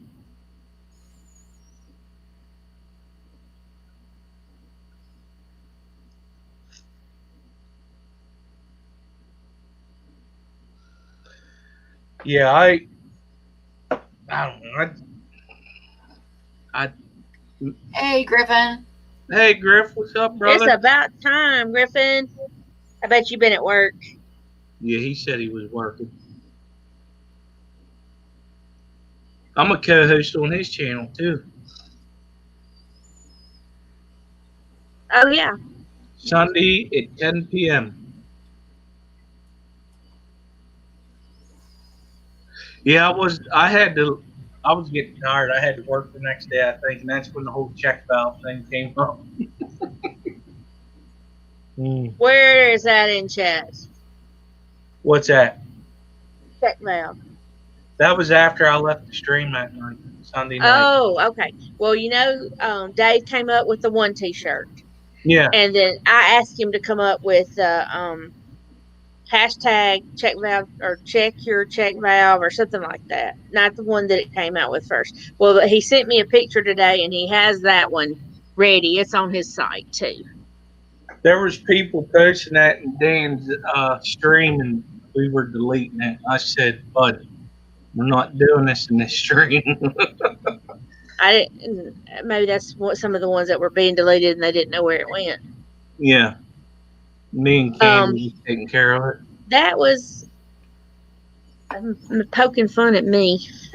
I know. Not in his stream, but that night it was poking fun at me. But let me tell y'all, Did you get this girl has got some check valves now. I got them. Who sent them to you? I bought them. Oh, you did? Yeah. Oh, so Jess named. Yeah, in her stream that night, yeah. she was talking about it, and so I said, "Which ones did you order?" And so she told me which ones, so I went ahead and ordered them. Now I got to figure out how to put them on. So don't you laugh at me, Jessie. She did it, and it ended up being in her day stream where she got to a certain number, and we did the giveaway. I helped her out with it. And then when it was time that night for her and Chubbs to come on, and damn, who was her guest? Royal Fish. Royal Aquatics. I ended up being on that live stream that night too. Yeah. And I was going to get off, but they just told me to stay. I guess I'm a little entertaining. Jessie's proud of me that I have check valves. You know how to check them? No. I was going to look at. Listen, you got to watch Big J's live. From Monday? Yeah. Does he tell us how to do it, or is he poking fun at it? No, he'll show you.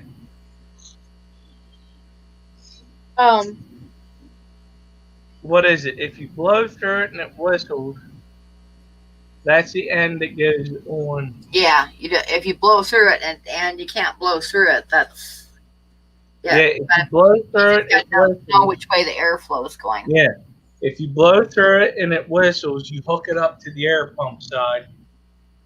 If you blow through it and it don't do nothing, you hook it up to the line that's going to your tank. Yeah, I better watch that. Thanks for coming in. Who?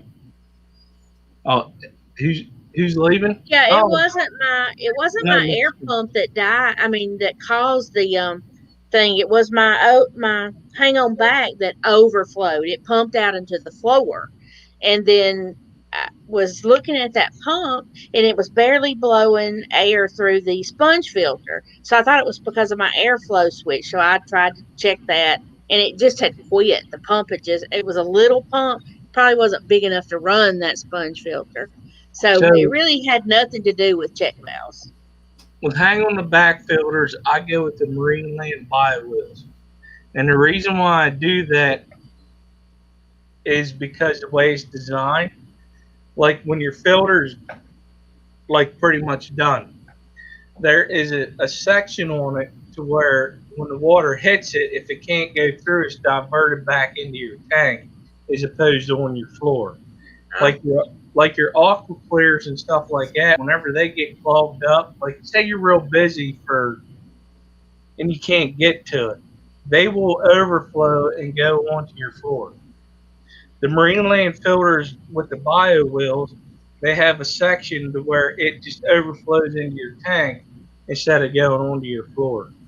And you will see it because when you look at where your flow's coming out from the normal side where your filter is, you'll have another one that's like a little spout that's shooting out. this was a kit that I bought, a 10-gallon kit that I bought, and this was the filter that came with it. So I know it was, probably a crappy filter anyway. Was it But an Aqueon Whisper? mm, I don't think so. I can't remember what it. I bought the tank at Walmart. It was a kit there. Um, Somebody's making. Let's see, something about Yeah. that check valves will not work on an HOB. I know that. I know it won't work on there. That's just the story got mixed up and it made it sound like I thought it was going to help my HOB. And no, I knew that. Whoa.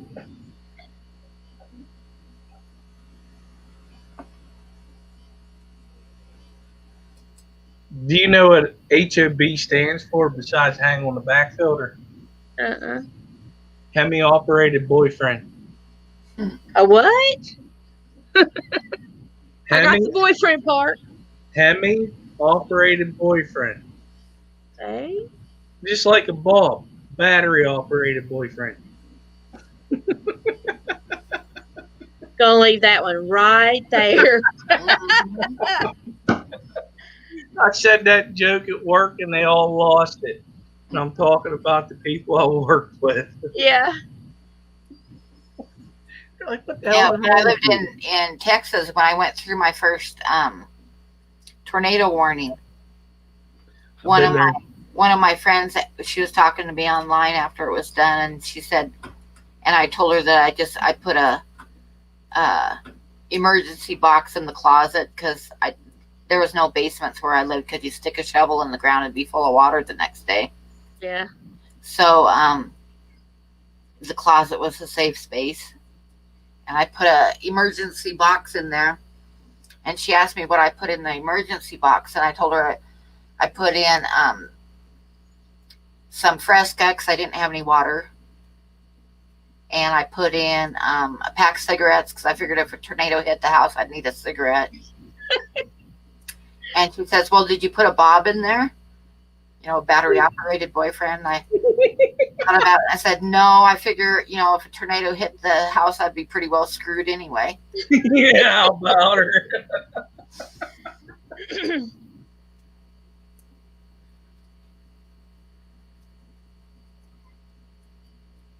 Priscilla, you saw my check Night, valves, didn't you?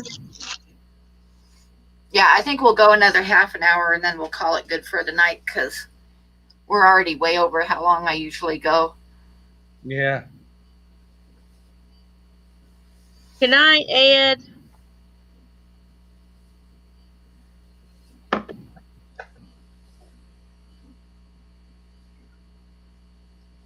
All right, Ed. You have a good night.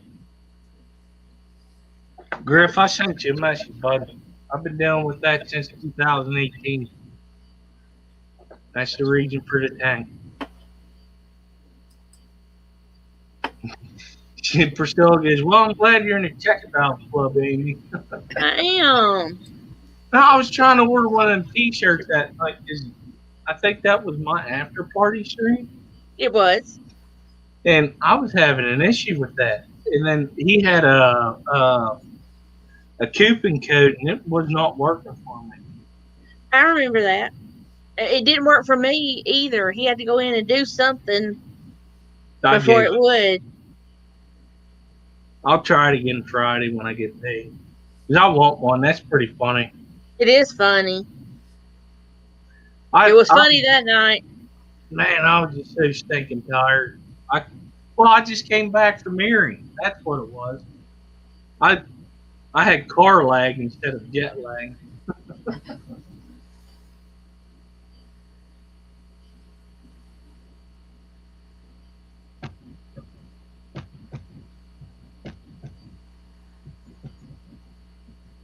So, do you think we'll be able to do a camping trip this year? Cool. I mean, you could.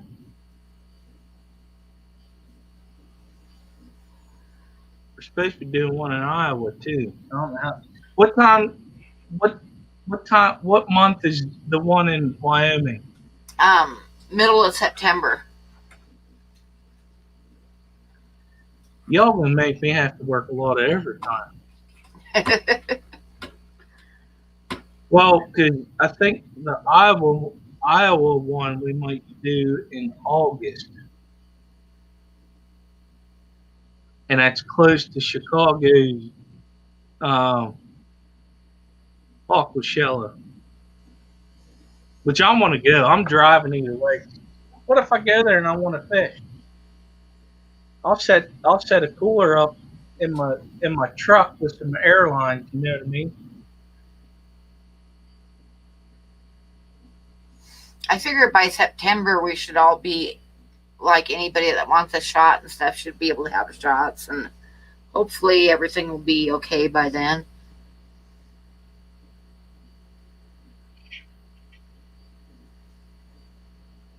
What shell is in the end of October, Priscilla?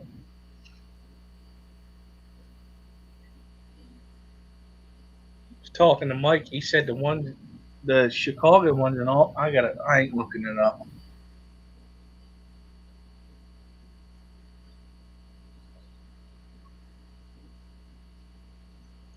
Oh, Dallas, Yeah. Texas. Yeah. That's too far for me. If I lived in Colorado, that's a different story. Now, I want to go to one just to experience it. I've seen a lot of videos on YouTube, and plus whenever they show their videos, I just want to go experience it. Oh, Patty, I used to think that too, that, going to a regular campsite and having cabins and stuff doesn't count as camping. But I'm 65 years old and I don't sleep on the ground anymore. So I go and get a cabin. Pam, I'll have to take a picture of my camper and show it to you. It's 34 foot, 2 slide outs. The kids have their bunkhouse. Nice. Because whenever I grew up, my parents had a pop-up camper, and I slept in a tent. Right. Does falling asleep in your garage count as camping? No. I've done that. I was drunk as shit, though. Good night, Murdu. Night. Yep, I've done a lot of camping in my life, just intense in the back of the truck. But I'm old now. I don't like to sleep on the ground. I like to have a bathroom. A shower. Showers are good, yes. You just do that once a week when you're camping. Not this girl. Now, when I was growing up, we went out in eastern Oregon, which is like semi-arid sagebrush land.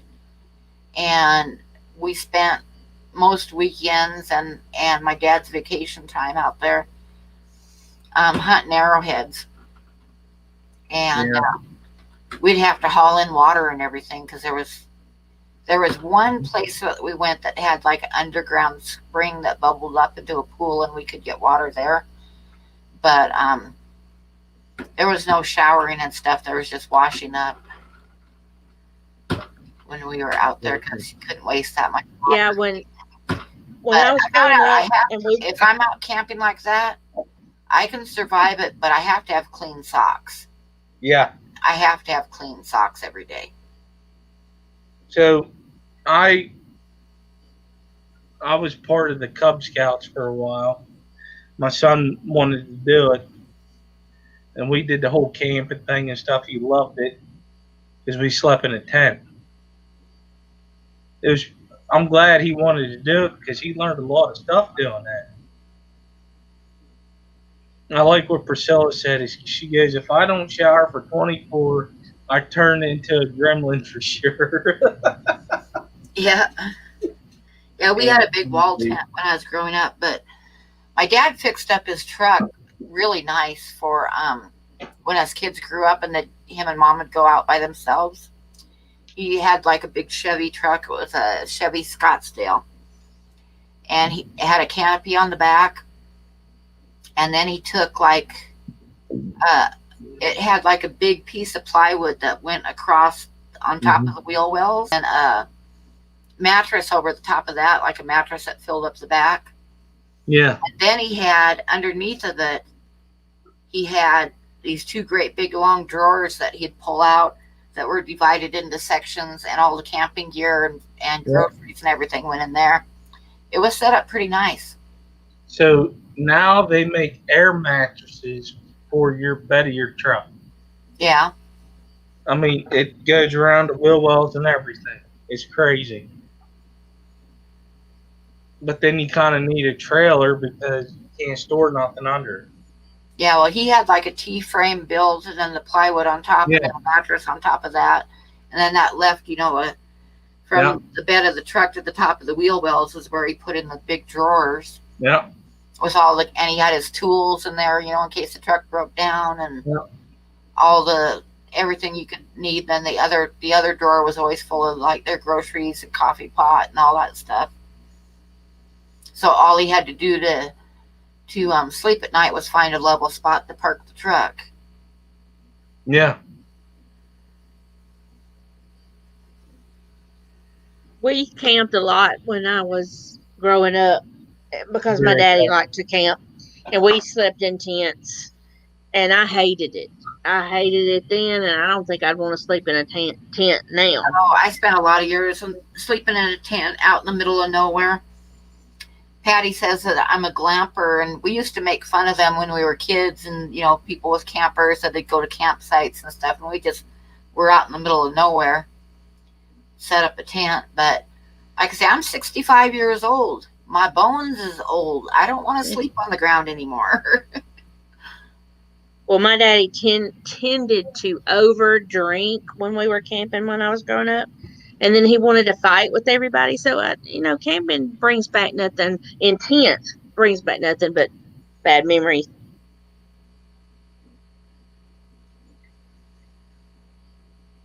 Oh, my dad was somewhat kind of like me. He'd wake up in the morning, and until he had his coffee, it was like you didn't want to talk to him. Yeah. He was like a bear. And I remember one morning we got up. Everybody woke up except for him, and we were out, puttering around the camp, and we walked a little ways away, and we're hunting arrowheads, and we heard him wake up because it sounded like a bear waking up, right? So we all go back to the tent. My mom goes in the tent. She had a camp stove set up with one of those camping coffee pots. Yeah. Make his coffee for him. So she's in the tent with him fixing his coffee, and all of a sudden I heard this big roar, and then I heard my mom crying. And me being me and curious, I had to see what was going on. So I stuck my head in the tent. And what had happened was he was grumbling at her to hurry up with his coffee, so her hands were shaking a little bit. And she poured him a cup of coffee, and the lid came off the coffee pot, and she poured the whole pot of coffee on the bottom of his sleeping bag. Oh. Oh. she was crying and he was just sitting there glaring at her, and I started laughing so hard I was crying. Oh, I don't know how I survived my childhood because I'd laugh at everything. what what we all went through as kids is totally different now than what they. It's it's crazy. Oh, I remember one time we were out in the desert for a week, and we came across a stream, and it was probably about 4 or 5 foot deep in the middle, and it's like, yay, we're all going to get in and bathe, right? So we get in and we're all like washing our hair and everything, in the middle of the stream. And I still remember we climbed out, and when we started drying off, it was alkali water. And we all started turning white with white powder. Oh my! Oh. So we were all white. Mm.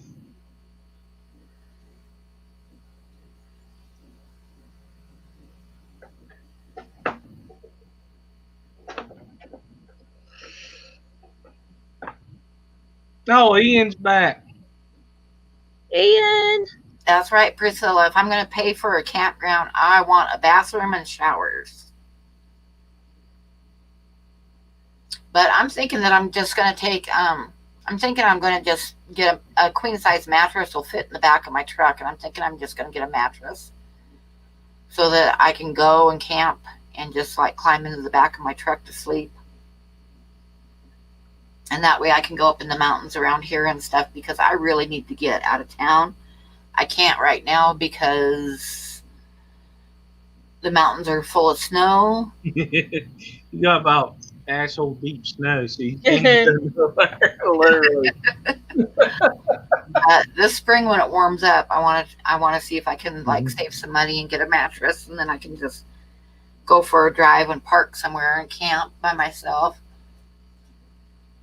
I'm surrounded by like mountains, so the Snowy Mountain Range. The best thing about Pennsylvania is our 4 seasons. So we have the fall, and it was funny because when I was out in South Dakota, my buddy was from California, that we shared a trailer. So he was closer to San Diego, and they don't have the 4 seasons there. And I showed him some pictures. He goes, "What?" I said, "Let's go to PA. I can show you a lot." And you guys got it up where you're at too. Oh yeah. Laramie sits, I think it's something like 7,300 and some feet above sea level. Mm. So we're pretty high up, and then we're sitting in the middle of like a bowl in the middle of the mountains. Wow. So it's only like half an hour, 15 minutes to half an hour drive to get up in the mountains from here.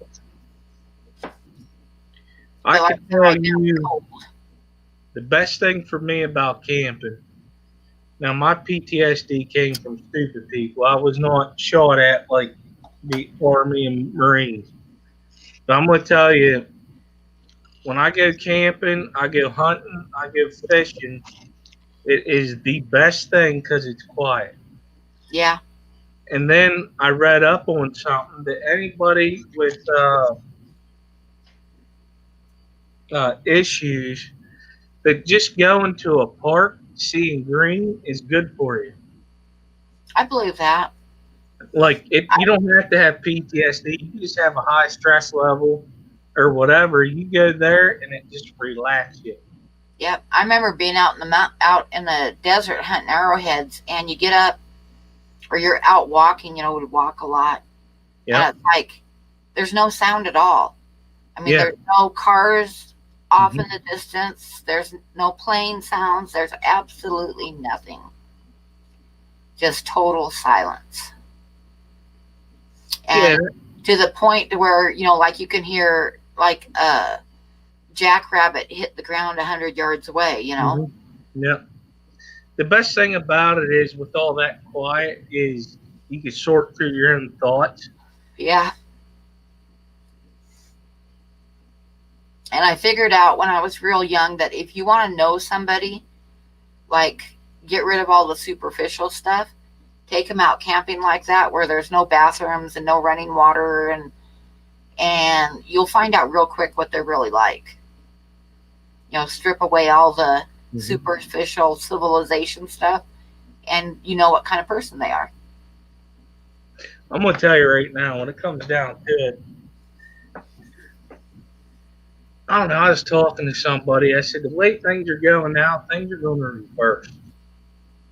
Okay, we're going to go back to the pioneer days when everything's said and done. How many people is going to actually be able to survive not knowing how to do stuff on their own?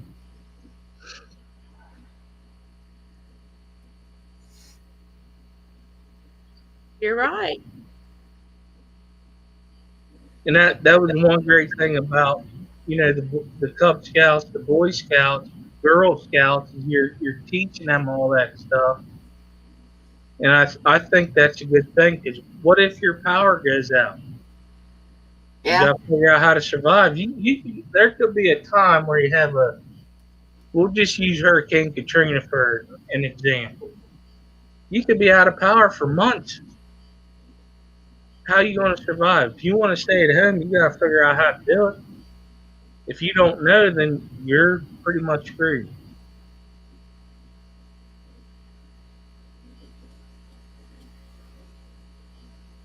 Mm.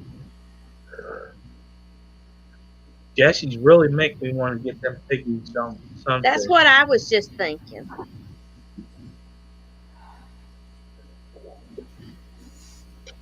But I tell you what, I'd really like is them midnight rams from oh yeah, yep, those are pretty.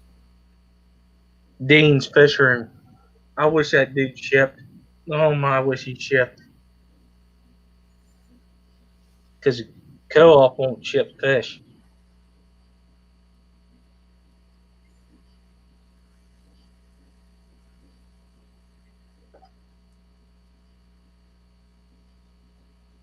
Yep, I agree with you, BDA.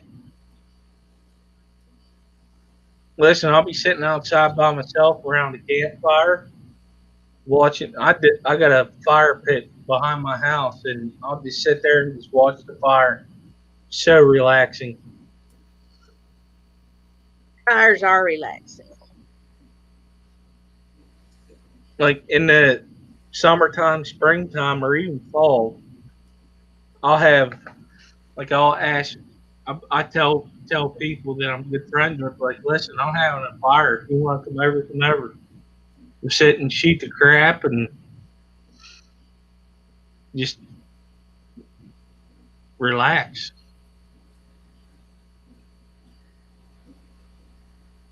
Hmm. Don't forget what you learned on that farm, Priscilla. Me too, Priscilla. I started babysitting my brother when I was 13. I was expected to have supper ready or started by the time my parents got home. I had to do the laundry, still do homework, wash clothes. So, and we had gardens, big gardens. So, My actual first job was my neighbor. She had a produce stand, and I went over there and I worked it. My first job was when I was in the first grade, picking strawberries out in the field. Hmm. Got paid by the flat, which was 12 boxes. we lived about 25 miles from town, and my daddy always thought that it would be useless for me to have a job because I would spend all my money on gas driving back and forth. And so I didn't have my first job until I had graduated from high school. I was 11. Yeah, like I said, I was in first grade, and I'd spent every year picking strawberries. I'd buy my own school clothes and everything, and then when I got a little bit older, I'd go from picking strawberries to beans, and just go through the summer Mm-hmm. with the different crops. It's funny because Pumpkins was the last one in the fall. she used to have a potato field, big one, like. And then a bunch of us kids would get together, and she would pay the kids so much money a burlap sack that you filled up. We'd race each other. It was a good time. I mean, you learned work ethic that way. Hmm. I loved it. I missed living in when I lived in Eastern Washington. Every fall, there'd be at least one time that a potato truck would tip over. And when they tip over and all the potatoes are spilled, they just want the truck emptied out. So we'd take burlap bags and get our whole winter supply of potatoes for free. We They do that with Walmart trucks here. yeah. We when I worked for them, they actually bought we called it the potato pecker. It would dig down in. It had a spade and would go up under the potatoes and it bring it up on a conveyor belt and knock all the dirt out and put the potatoes up on the top of the dirt. Hmm. And we would just go a helling through them roads. She made some good money off that. Like, you would not believe the people that want fresh vegetables. Mm-hmm. The Amish got it down packed. I'm just saying. You are right.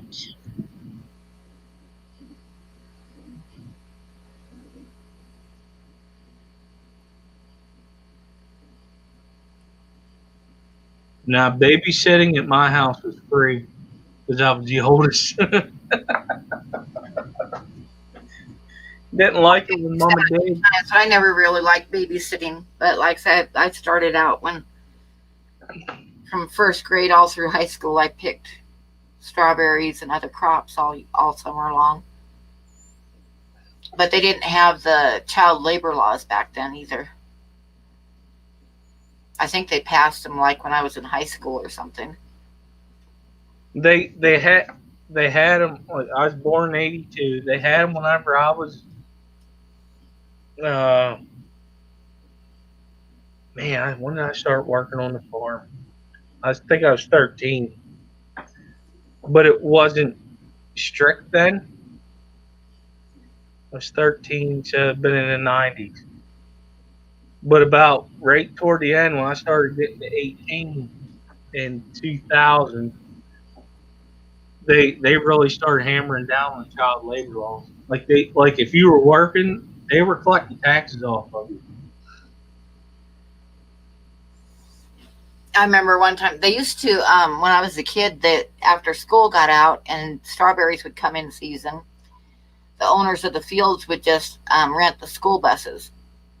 And they'd go around and pick up all the kids. So, they'd bus us out there and then bring us home at usually about 2 or 3 in the afternoon. We'd go out from 6 in the morning till 2 or 3 in the afternoon.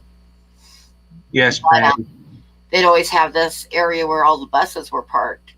Mm-hmm. And one day, it was a super hot day and the strawberries were really nasty. They were all mushy and everything. Yeah. And my brother and I were we took a lunch break and we were having strawberry fights between the buses, right? So imagine, the buses are parked and we're in between 2 buses. And I found this really big, nasty strawberry that was really smushy. And I winged it at him as hard as I could. And he ducked and it went flying over the top of his head.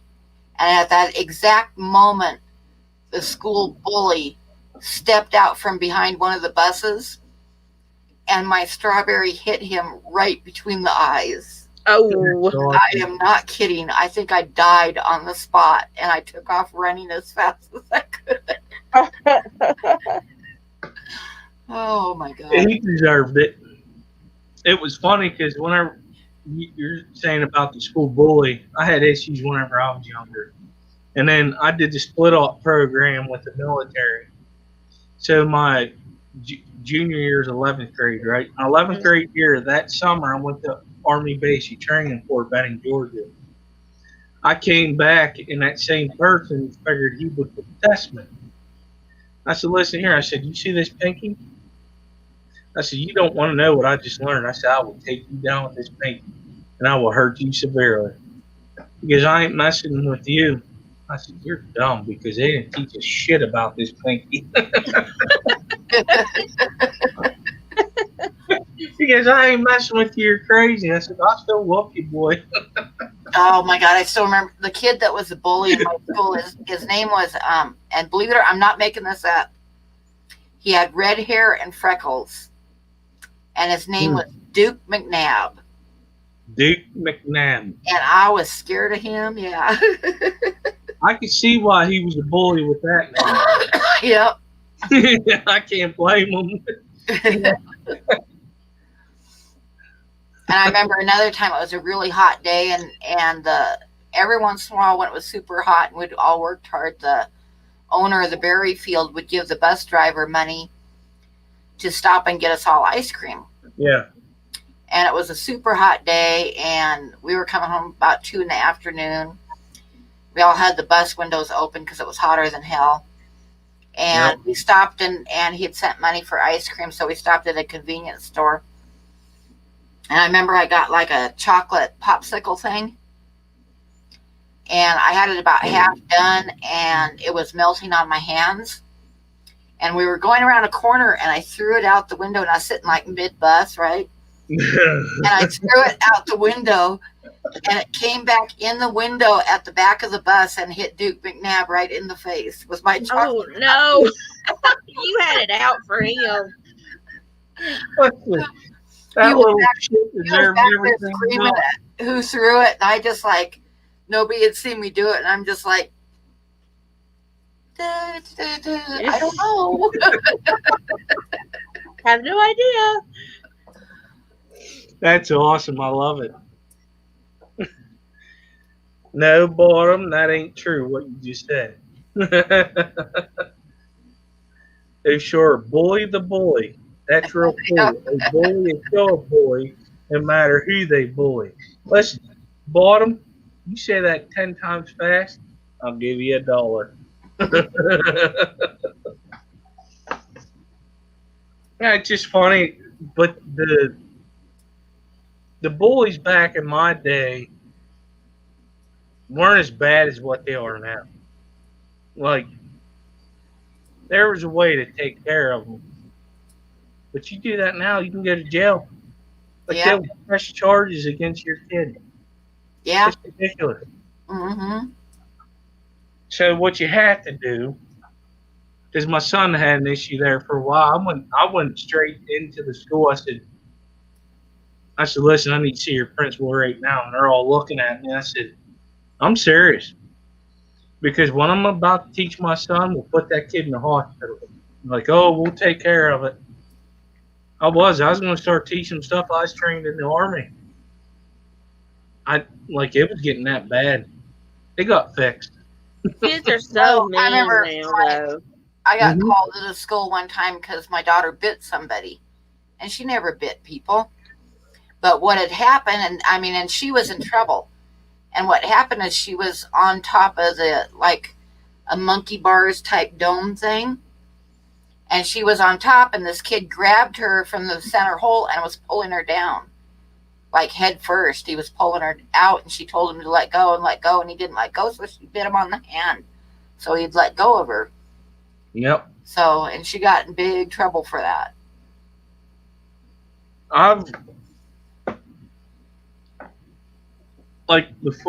My son was diagnosed with ADHD. I was in denial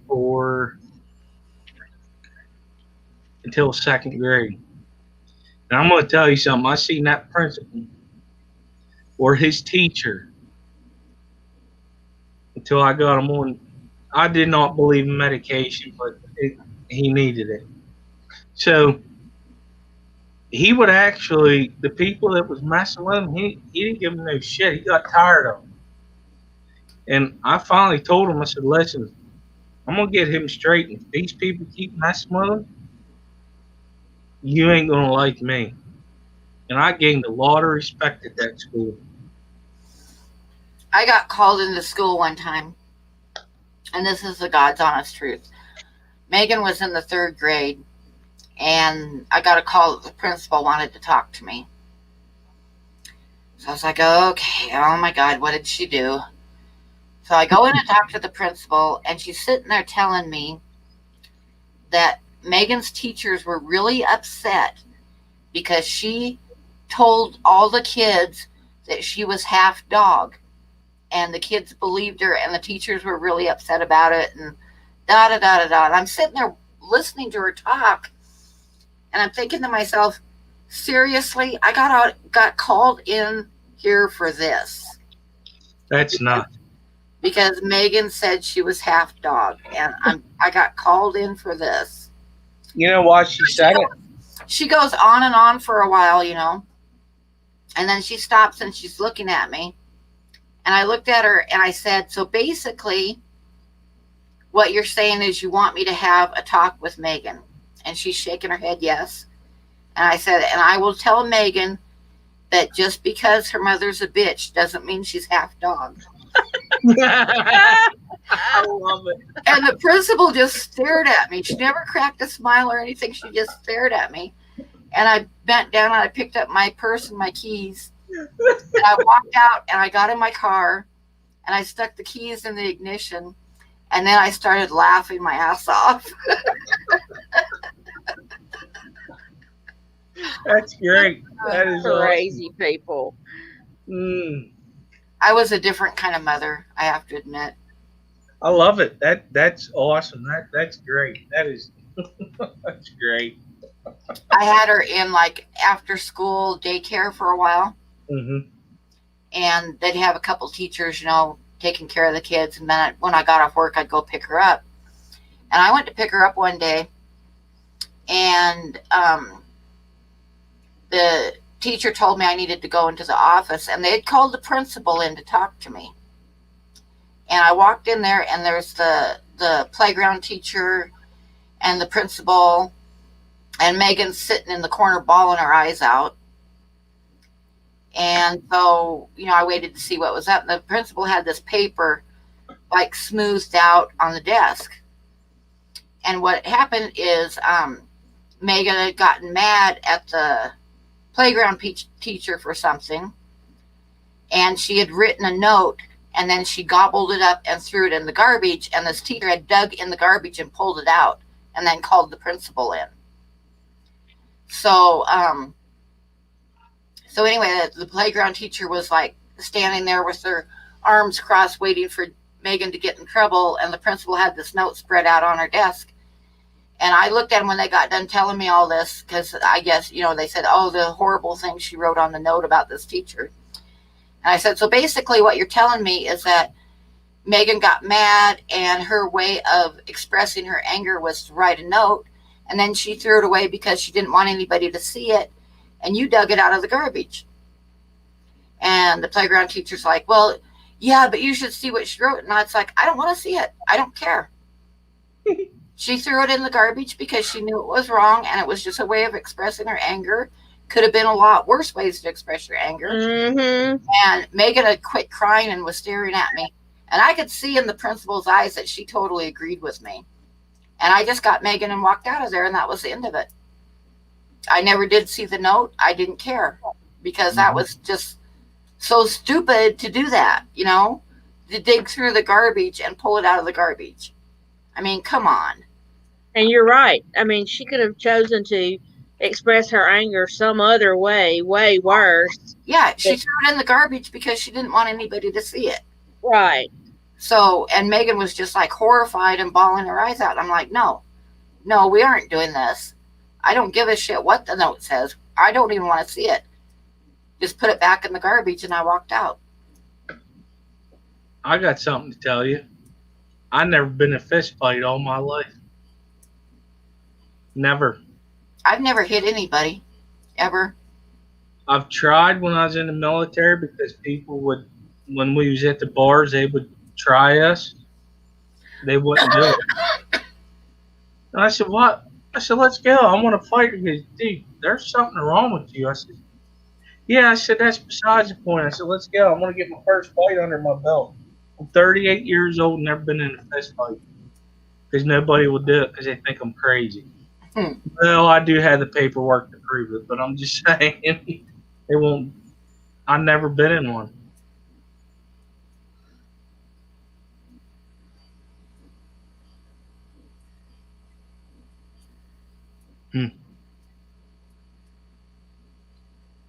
We have 25 people still in the chat. How many of the 25 are still sleeping?